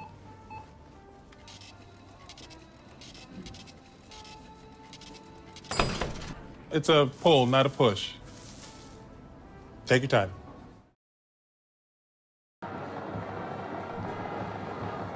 Nine-point margin now. Boerne up 9 at 29-20. We almost saw 29-22 there a couple of minutes ago, save for that call on the two-point conversion. Well, short drive by the Panthers, 4 plays, 23 yards, took a minute 23, and those 2 touchdowns have come a minute and 40 seconds apart.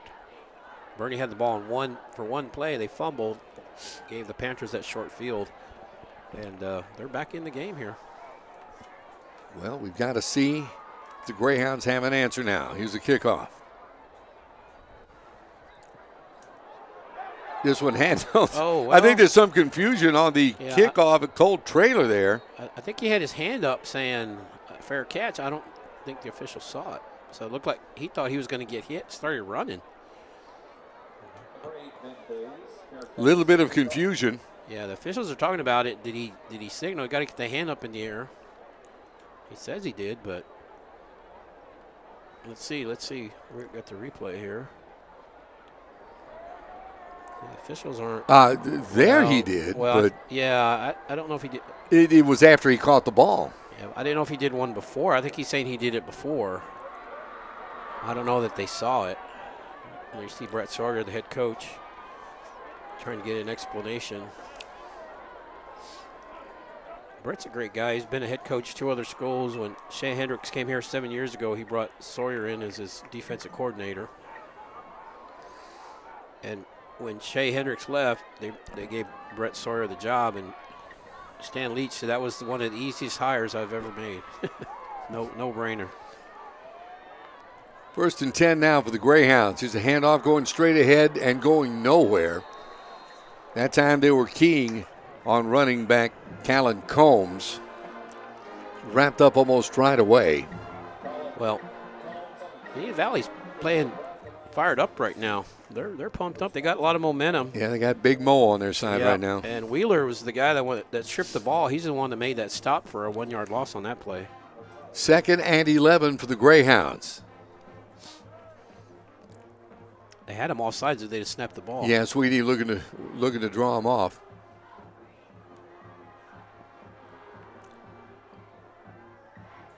Screen. Quick screen. Once again, Combs across the 30. 35. Should have it. Pack of Panthers there to make the stop. Among them, Brody Marquardt. You see the wall of linemen that pull on that play, and just nice play there. Great job, Zayden Biella and others opening that hole. Little positive yardage that time for Combs once again. You got a Panther hurt back at the 32 there. You admire him trying to get up, but you just stay down if you're hurt. Just stay down. That's it. We'll, while they tend to this medical situation on the field, we'll step aside. Tell you it's 3:49 remaining in the 3rd quarter. Our score, Boerne 29, Medina Valley 20. Back with more in a moment here on the Greyhound Network. Hey, Greyhounds fans! Your attention to the video board as it's time for another Ferris Orthodontic Smile Cam. Not the time to be shy. What a great smile. Let's see it. Strike up the band for that one. Now, that's a winning smile, folks. Great job, Greyhounds. That's another Ferris Orthodontic Smile Cam. Back with you now at Boerne ISD Stadium. The injured player we're glad to see up and coming off the field under his own power is Rice Wheeler. He's had a whale of a game, in on several tackles. Made a difference defensively for Medina Valley this evening. Look forward to seeing him back in the game real soon. 1st and 10 from the 45. Sweeney unloads, has a man by himself. That's Strahler. Across the 10, into the end zone.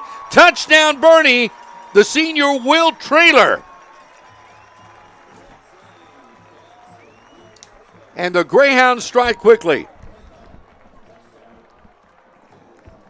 Well, you see Sweeney back to pass.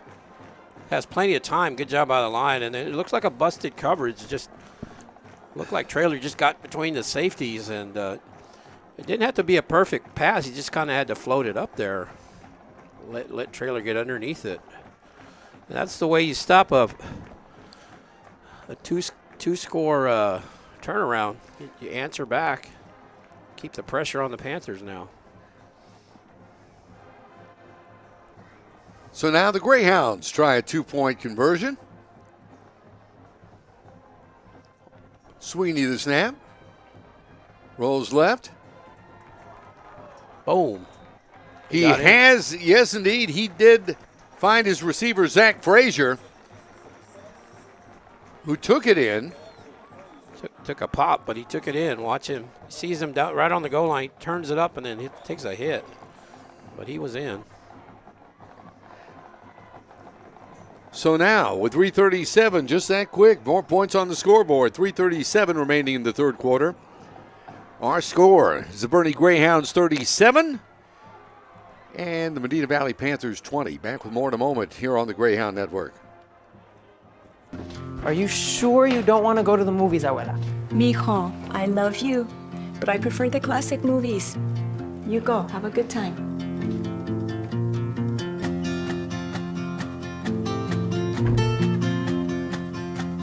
What's this? Just come with me. Oh, ay, mijo. Your choice, Abuela.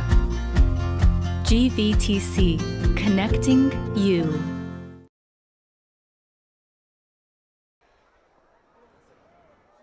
Well, Carrie, you know, was wondering after that fumble recovery that led to points for Medina Valley, would the Greyhounds have an answer for that? And boy, they sure did in a big way. Yeah, 4 plays. They go 75 yards, and it took a minute 36, and that's just what the Greyhounds needed.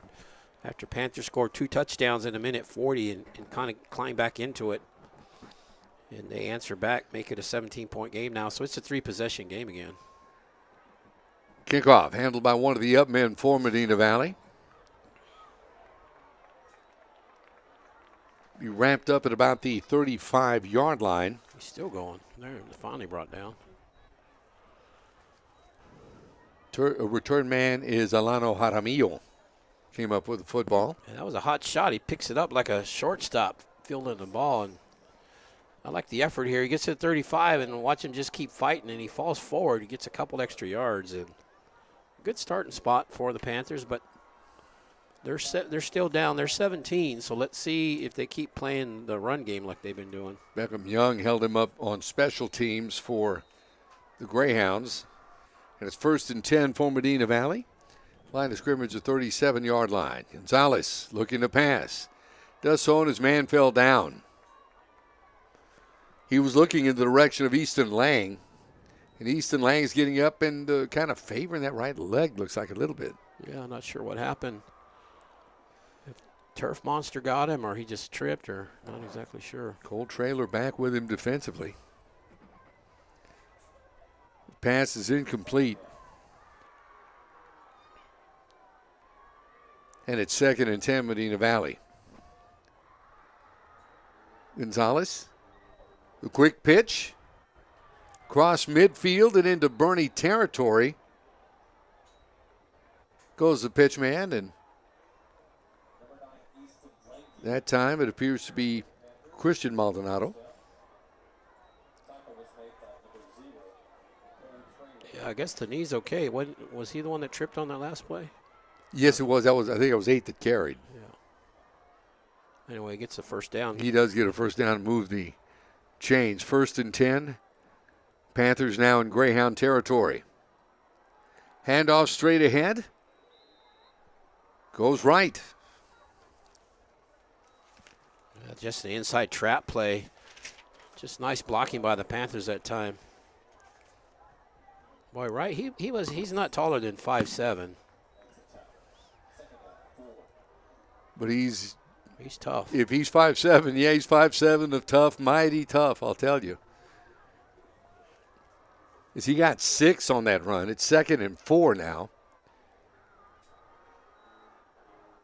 The pitch. Far side wrapped up. Good job wrapping the runner up. That time, yeah, you're right. It's Easton Lang back in the ball game. It's Haddon Silva, that is, came over and wrapped him up, slowed him down. And it's third down. Call it 3rd and 2. Wow. Straight ahead, Gonzalez, he'll have that and more as he bangs out across the 35 down to around the 33-yard line. Ronald Smith that time on the stop for the Boerne Greyhounds. Gain of 6, they just needed 2, but you know, what's interesting about the Panthers is even when they're on the right hash, they still pitch to that right side. They have more room if they come on this side, on that left, if they pitch left side. I don't think I've seen a left-handed pitch from them tonight. I think everything's been to that right side. Havey out to the far side. Rodriguez to the near side on this 1st and 10. Gonzalez fakes the handoff. He's looking for the home run ball. Nothing there as he overthrows his intended receiver. That was Joseph Havey. I think they were going back to that play. It worked earlier. The receiver was open. I think they thought they'd just try to throw it over the top, but good job. Good job by the Greyhounds staying home, not being sucked in by that run threat. And why not? It's first down. Why not take a shot deep, see if you can hit something. 2nd and 10 now, Medina Valley.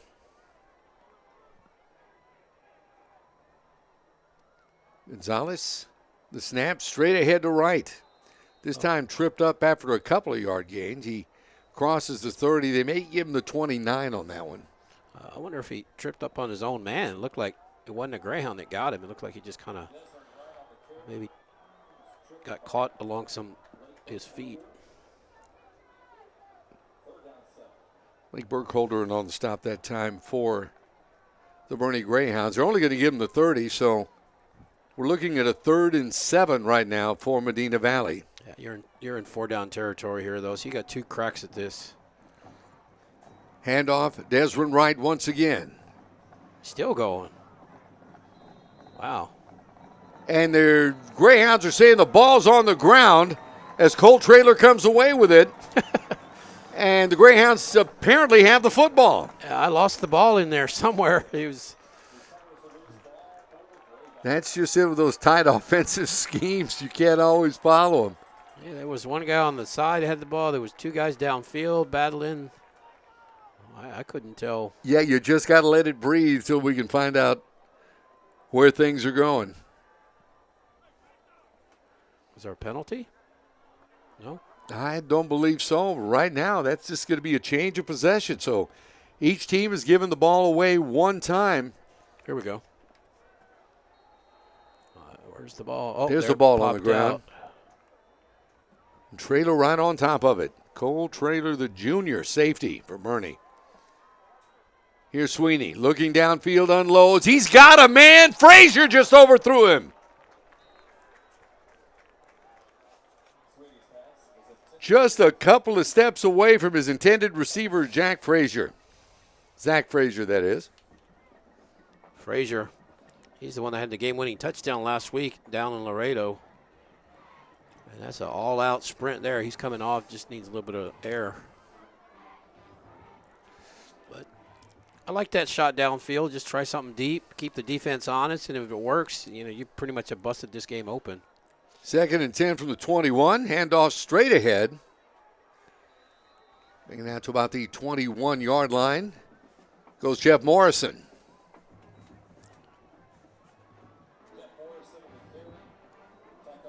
Couple of tough yards. Brings up a 3rd and 8. And the clock will run out, and we've got 3 in the books from Boerne ISD Stadium. Hold on, we've got an exciting 4th quarter on the way with our score: the Boerne Greyhounds 37, the Medina Valley Panthers 20. Back with 4th quarter action in just a moment here on the Greyhounds Network. Hey, Greyhounds fans! Your attention to the video board as it's time for another Ferris Orthodontic Smile Cam. Not the time to be shy. What a great smile. Let's see it. Strike up the band for that one. Now, that's a winning smile, folks. Great job, Greyhounds. That's another Ferris Orthodontic Smile Cam.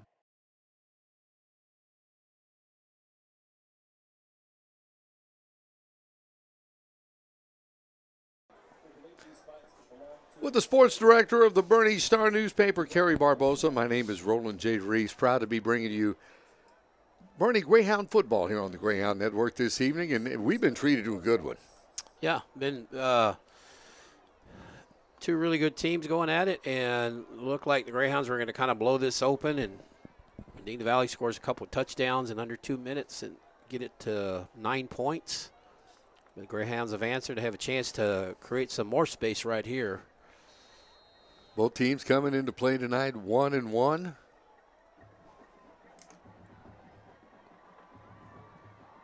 Greyhounds won last week. Medina Valley fell.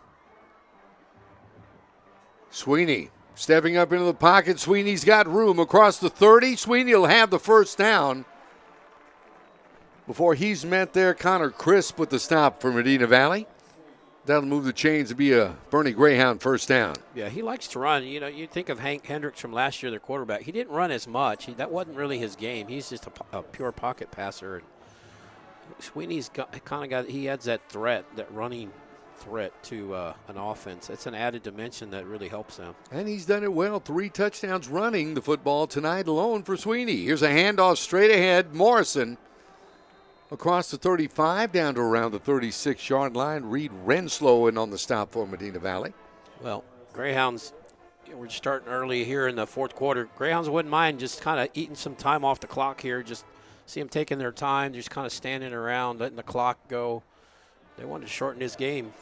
Just let some of that clock burn off and get out of here. 2 receivers either side for Grant Sweeney. Takes a snap again. Unloads, has a man near the 50-yard line. Breaking off tacklers, he'll get to midfield. Goes his receiver, Zach Frazier. Nice play by Sweeney. He's got a couple. He's looking left. He's got a couple options. He has a receiver. He could just dump it down. He sees Frazier downfield. He could have ran as well. And the thinking is you can run for yards, you can throw for miles, and it's just let your guys let the receivers go downfield and make the catches and move the ball for you. From midfield, it's 1st and 10 Greyhounds. They give Morrison.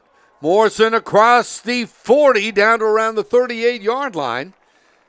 Gain of about 12 for the big man. And right now, good mix of play calling, great play calling by the offense. They're just kind of keeping the Panthers off balance. First down, Morrison once again. Just keep running that football right now. It's a good thought. He gets a couple of tough yards. Yeah, they run it, effective running it, and then just when Panthers maybe start cheating up a little, you throw it, you break it open, and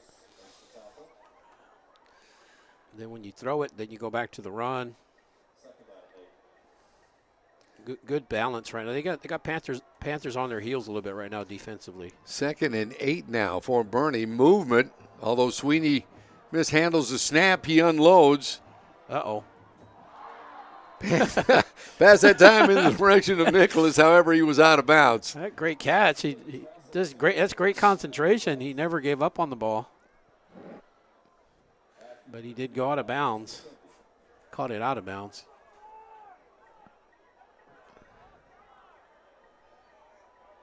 I think our scorekeeper took a break. He still has them 2nd and 10. It's 3rd and 8. It is 3rd and 8. And line of scrimmage.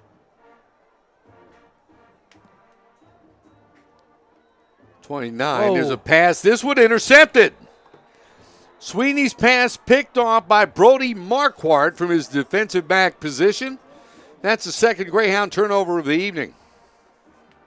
Yeah, Marquardt just reads the quarterback. So he's staring down the receiver. He just steps up. He's looking for looked like Will Traylor, but Marquardt just great job of reading the quarterback's eyes and making the play.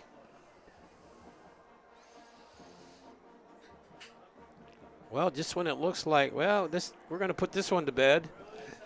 No, Medina Valley has new life.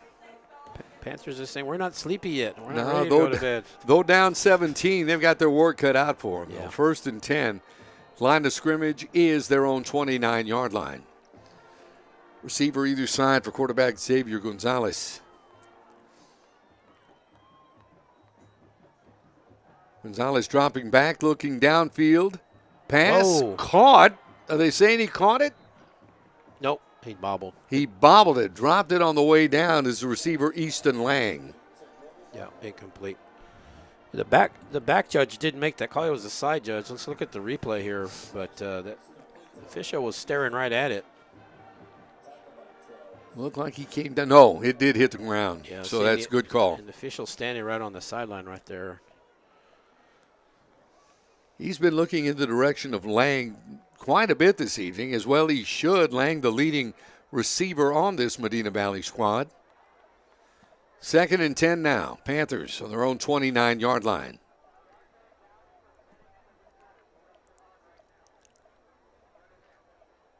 Gonzalez. Quick drop. He's open. Looks downfield. This time he's got a man. And Raymond Rodriguez breaking tackles. Rodriguez is going to take it to the house. Touchdown, Medina Valley. Oh, is it coming back or did he step out? He might have stepped out. Did he step out? Apparently, they're saying he did step out at the 48. Wow. Wow.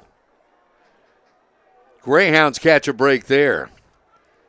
As they say, he stepped out at his own 48-yard line. But that'll move the chains and give the Panthers a 1st and 10. Lucky for Boerne, we're not playing Canadian football because it's a little bit wider field. The field would be wider. Yes. It would have counted. His ball swatted away.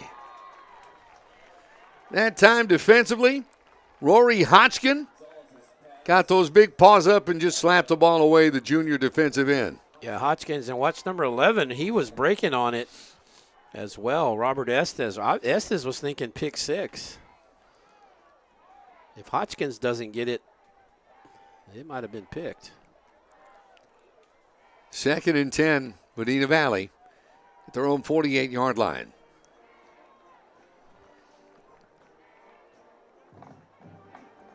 Gonzalez.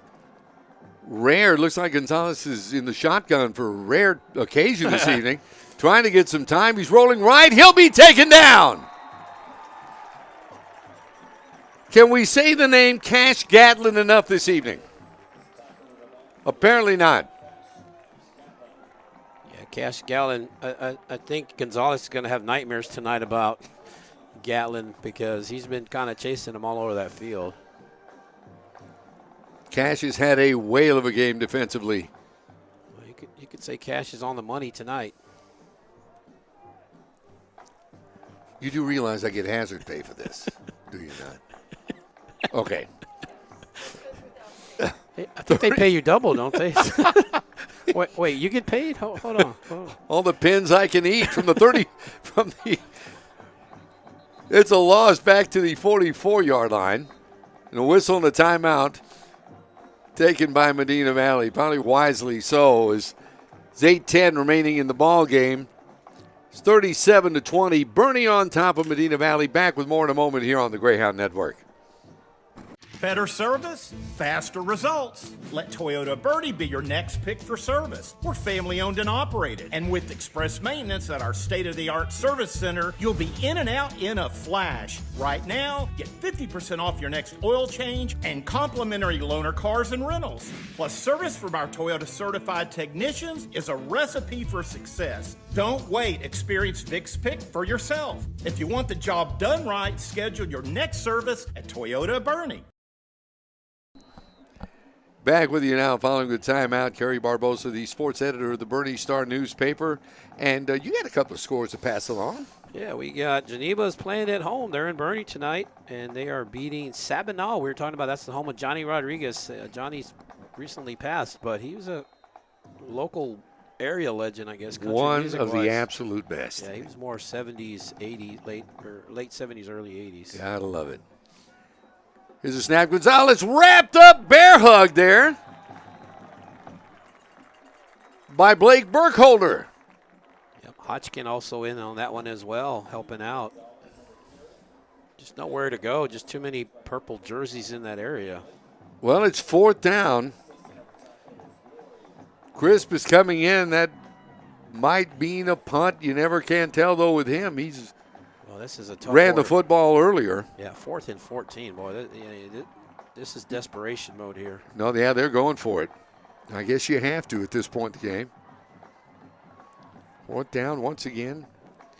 Gonzalez in the shotgun, dropping back. He's got room. Steps up, unloads, pass knocked away. Great defensive effort that time. Bobby Jet Wilkinson, and we've called his name a couple of times this evening. Yep. Had a chance to intercept it. He doesn't make the catch, but he gets his hands on it. I thought he might run there, Gonzalez, but see, just enough to get his hands on it and keep the receiver from catching it. And Greyhounds ball.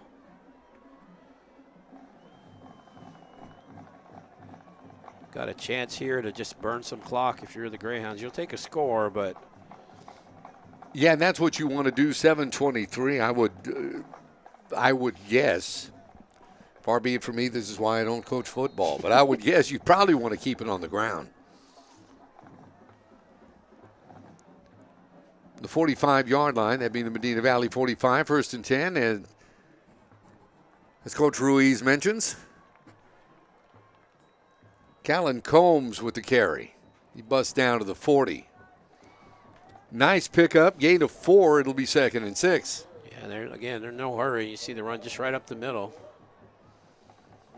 And what's more, that keeps that clock running now under 7 minutes remaining.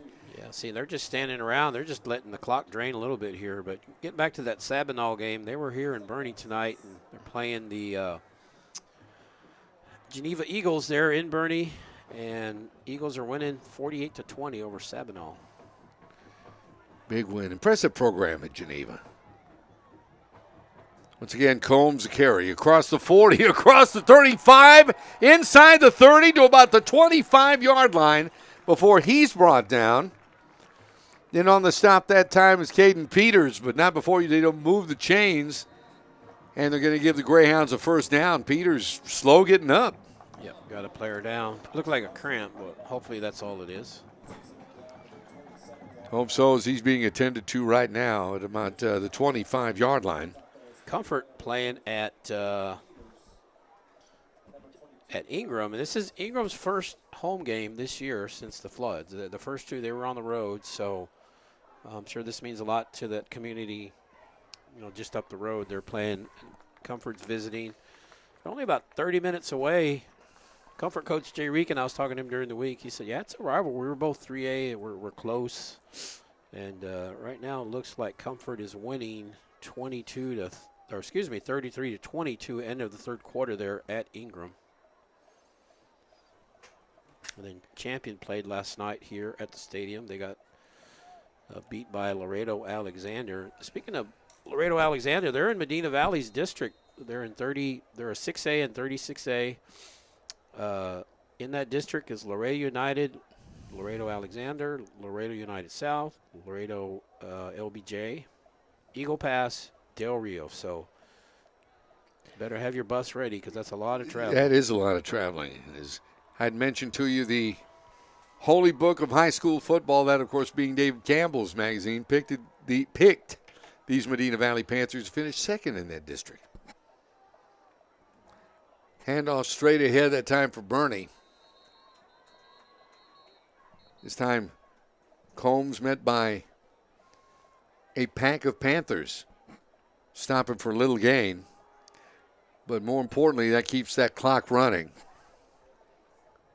Yeah, the Panthers, talking about them, they graduated 9 starters on defense, so they got some stuff to shore up on the defensive end. They've given up 37. Greyhounds could have probably had a little bit more, but had a couple turnovers. But Panthers, I think they're going to be in good shape once district starts. That's exactly what they were saying that they, or Dave Campbell's magazine was referring to, that Medina Valley need to step up a bit on defense. Haven't looked bad tonight, though. Here's a handoff. Combs once again is aforementioned. They're going to hold him for a little gain. Right now getting up off the bottom of that pile, Reed Renslow. We've seen him have a good game. Yeah, Renslow, good game. And we got a whistle and a timeout in Medina Valley. They take it with 4:58 remaining in the ball game. We'll take it with them.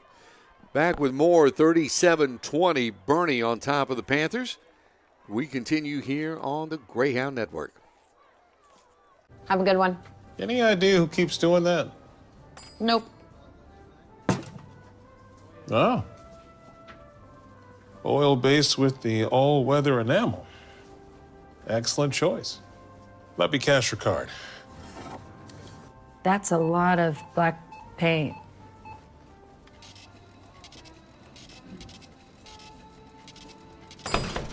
It's a pull, not a push.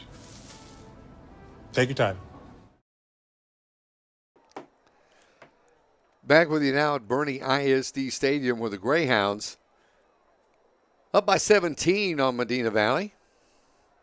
It's 3rd and long for Boerne. Actually, 5:04 remaining on the clock. Was reset just moments ago.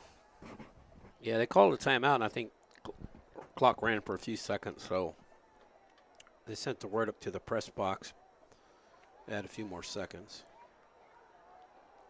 It's a big play for the Greyhounds. I think they're going for it on 4th down, even if they don't get it here. 3rd and 13, Sweeney.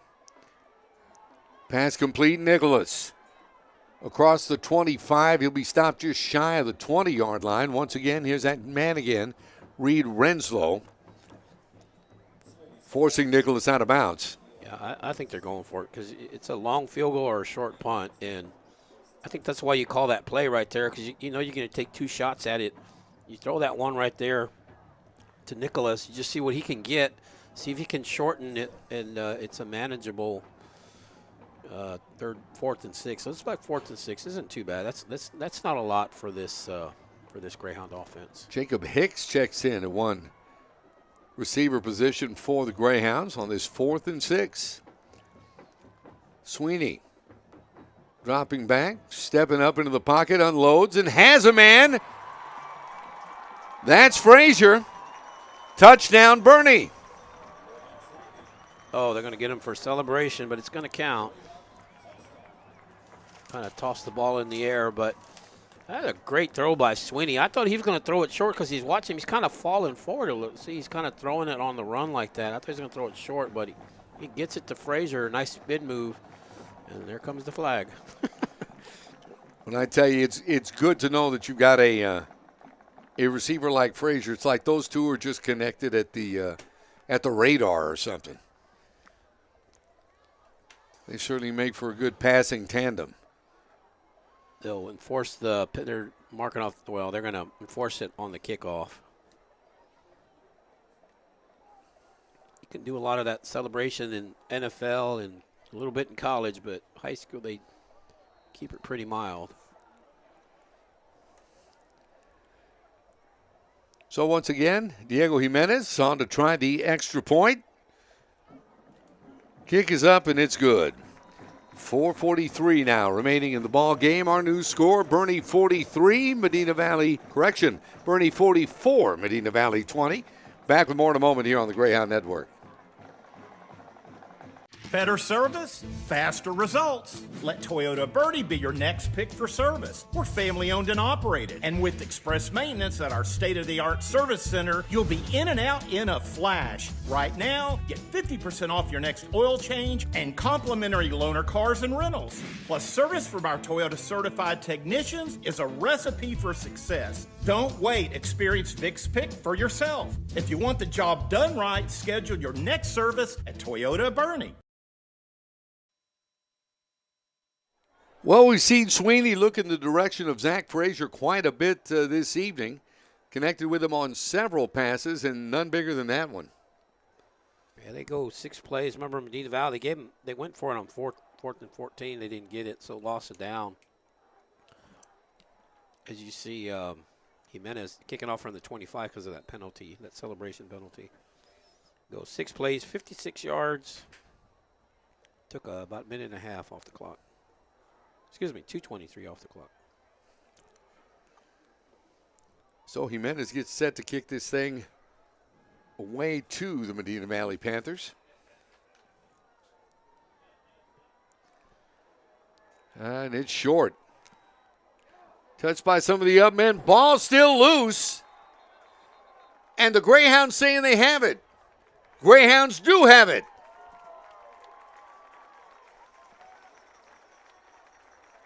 Wow. What a turn of events. That was, it didn't look like an onside, just trying to keep it on the ground, as you notice here. See? Yeah, it just bounces off one of the up men. Yeah, it hit one of the up men. It's a live ball once he touches it, whether he meant to or not. See it bounce away there, and the I didn't quite see who did it. big fumble recovery that time. It's a golden opportunity here now for the Greyhounds just to run the ball. Burn as much as this 4:37. Medina Valley down to 1 timeout. They have the 2-minute stoppage or whatever it's called, but that's about it.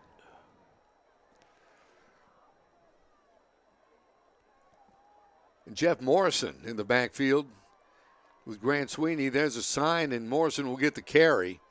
Bangs out across the 45 down to around the 47-yard line. Morrison always a tough runner.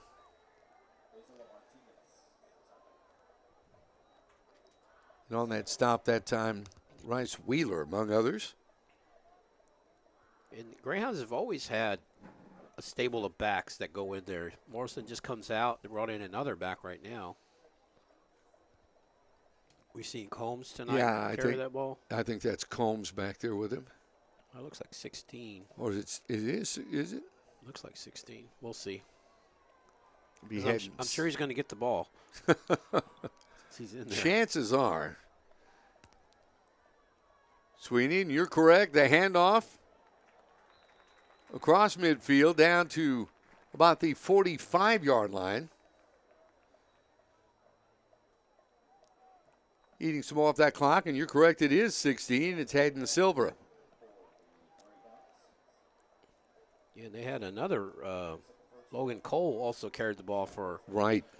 And then, of course, Sweeney's had a lot of the carries, so 5 different guys carrying the ball. Good handful of backs for that. Yeah, and it keeps them fresh. And Greyhound's just going to stand around and let the clock drain out. And eat that clock. It's 1st and 10. Sweeney hands off once again this time.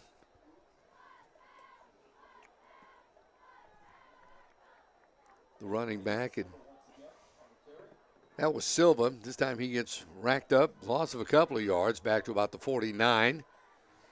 Looked like Tyler Crisp hit him. That was a crisp hit too, man, because he really got him. Certainly. Loss of 3 on the play. 2nd and 13, and that clock does continue to tick away now. Yeah, they're going to have to snap it once before the 2-minute stoppage. Sweeney. Give once again Silva. Maybe he'll bang the ball out to about midfield. We ought to get that 2-minute stoppage. They're going to mark this at the Medina Valley 49. It'll be 3rd down when we come back from break, because the break is going to happen right about now. 2 minutes remaining in our contest this evening with our score, the Boerne Greyhounds 44, the Medina Valley Panthers 20. We'll be back to wrap this up right here on the Greyhound Network.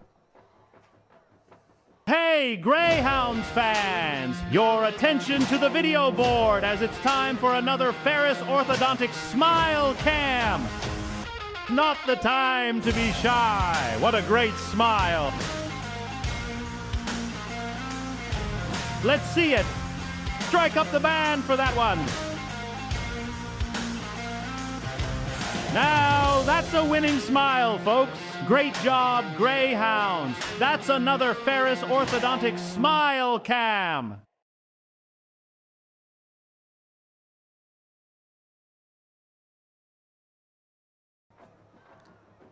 Well, Kerry Marbosa, as we see the celebratory band this evening. There you go. So we know somebody in the band, so I think I just saw her on the screen, so that's pretty cool. There you go. Shout out to the Hernandez family in Castroville. Castroville, Texas. Yep. That area is just booming. It really is. They got another high school coming pretty soon down. Now, see that I didn't know. In that area, yeah. And they're a 6A already. Handoff on the delay. Oh. Silva straight ahead hit, but he manages to bounce his way out. Tough run. It's Christian Gonzalez. Oh, it's got to limp out, but that's a tough run. Kind of got bent awkward there at the end, but kind of leg got caught underneath him. Certainly did. It's going to be 4th and long. Looks like 4th and 8. They're just going to run it and take the clock down. Might as well. 90 ticks of the clock left in tonight's ball game. A ball game that we saw almost swing both ways with dominance. However, the Boerne Greyhounds put their foot on the gas late and haven't let up yet. Yep, couple of big plays let Medina Valley back in this game after it looked like Greyhounds were going to cruise to a easy win. Well, they just burned a timeout just to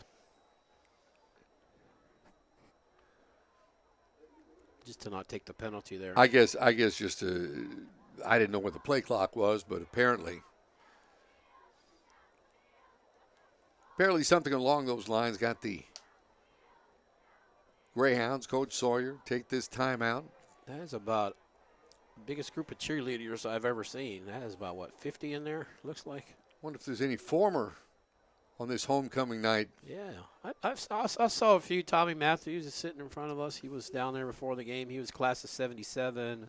Saw Courtney Darter Bruce coming up the stairs after halftime. She's state champion in the track, I think it's 800. She's 1990 state champ. So Tommy was, I think, class of 77. And he told me when he was growing up in Boerne, there was one stoplight in town. That's amazing. One stoplight, and that was right there at Blanco and Maine. Wow. Hard to imagine. Boerne was a sleepy little town back then. But it had a Piggly Wiggly.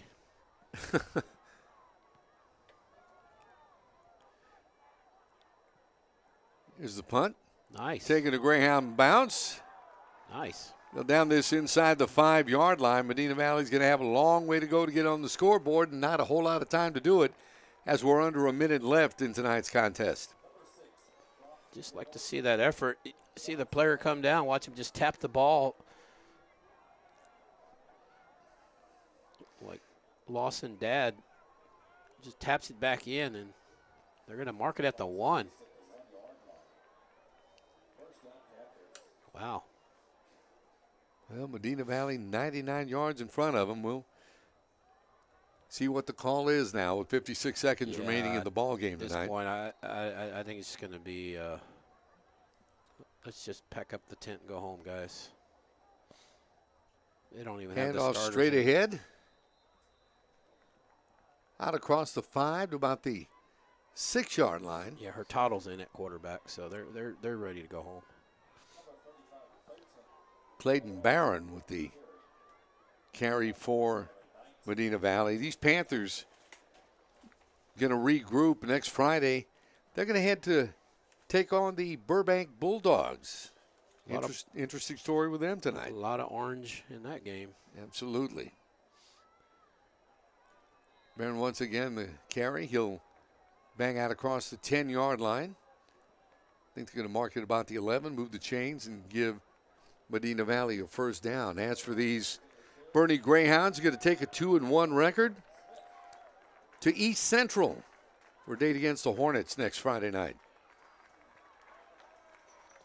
And the final play of the game, Hurtado with the carry. Ladies and gentlemen, that is the ball game, and that is homecoming 2025. And it goes the way of the Boerne Greyhounds as they win tonight 44-20 over the Medina Valley Panthers. Carrie, some final thoughts from you on tonight's contest? Well, that was a good win. Good win for the Greyhounds. I thought it'd be a little bit closer game, just the way Medina Valley has played this year. But I tell you, the Greyhounds show they can strike quick, and they did that tonight. First few drives, they kind of put Medina Valley behind the 8 ball. Panthers did what they wanted to do as far as sustaining drives and burning up clock, but when they come up empty on that first drive on that fumble, that was hard on them. And then they fell behind. It's tough for a running team to come from behind, but they got a solid team, and all this for both sides is about getting ready for district. That's what they're trying to do, and both teams will learn from this and continue to go through non-district and continue to get better. And once district hits, you want to be playing with some sort of momentum going there and just keep getting better and going to the playoffs with a head of steam. Another stellar performance for quarterback Grant Sweeney. What a night he had, and of course, hooking up often with Zach Frazier. Some big receptions for that young man tonight, leading to the win. And defensively, Cole Traylor, what can you say about the game he had?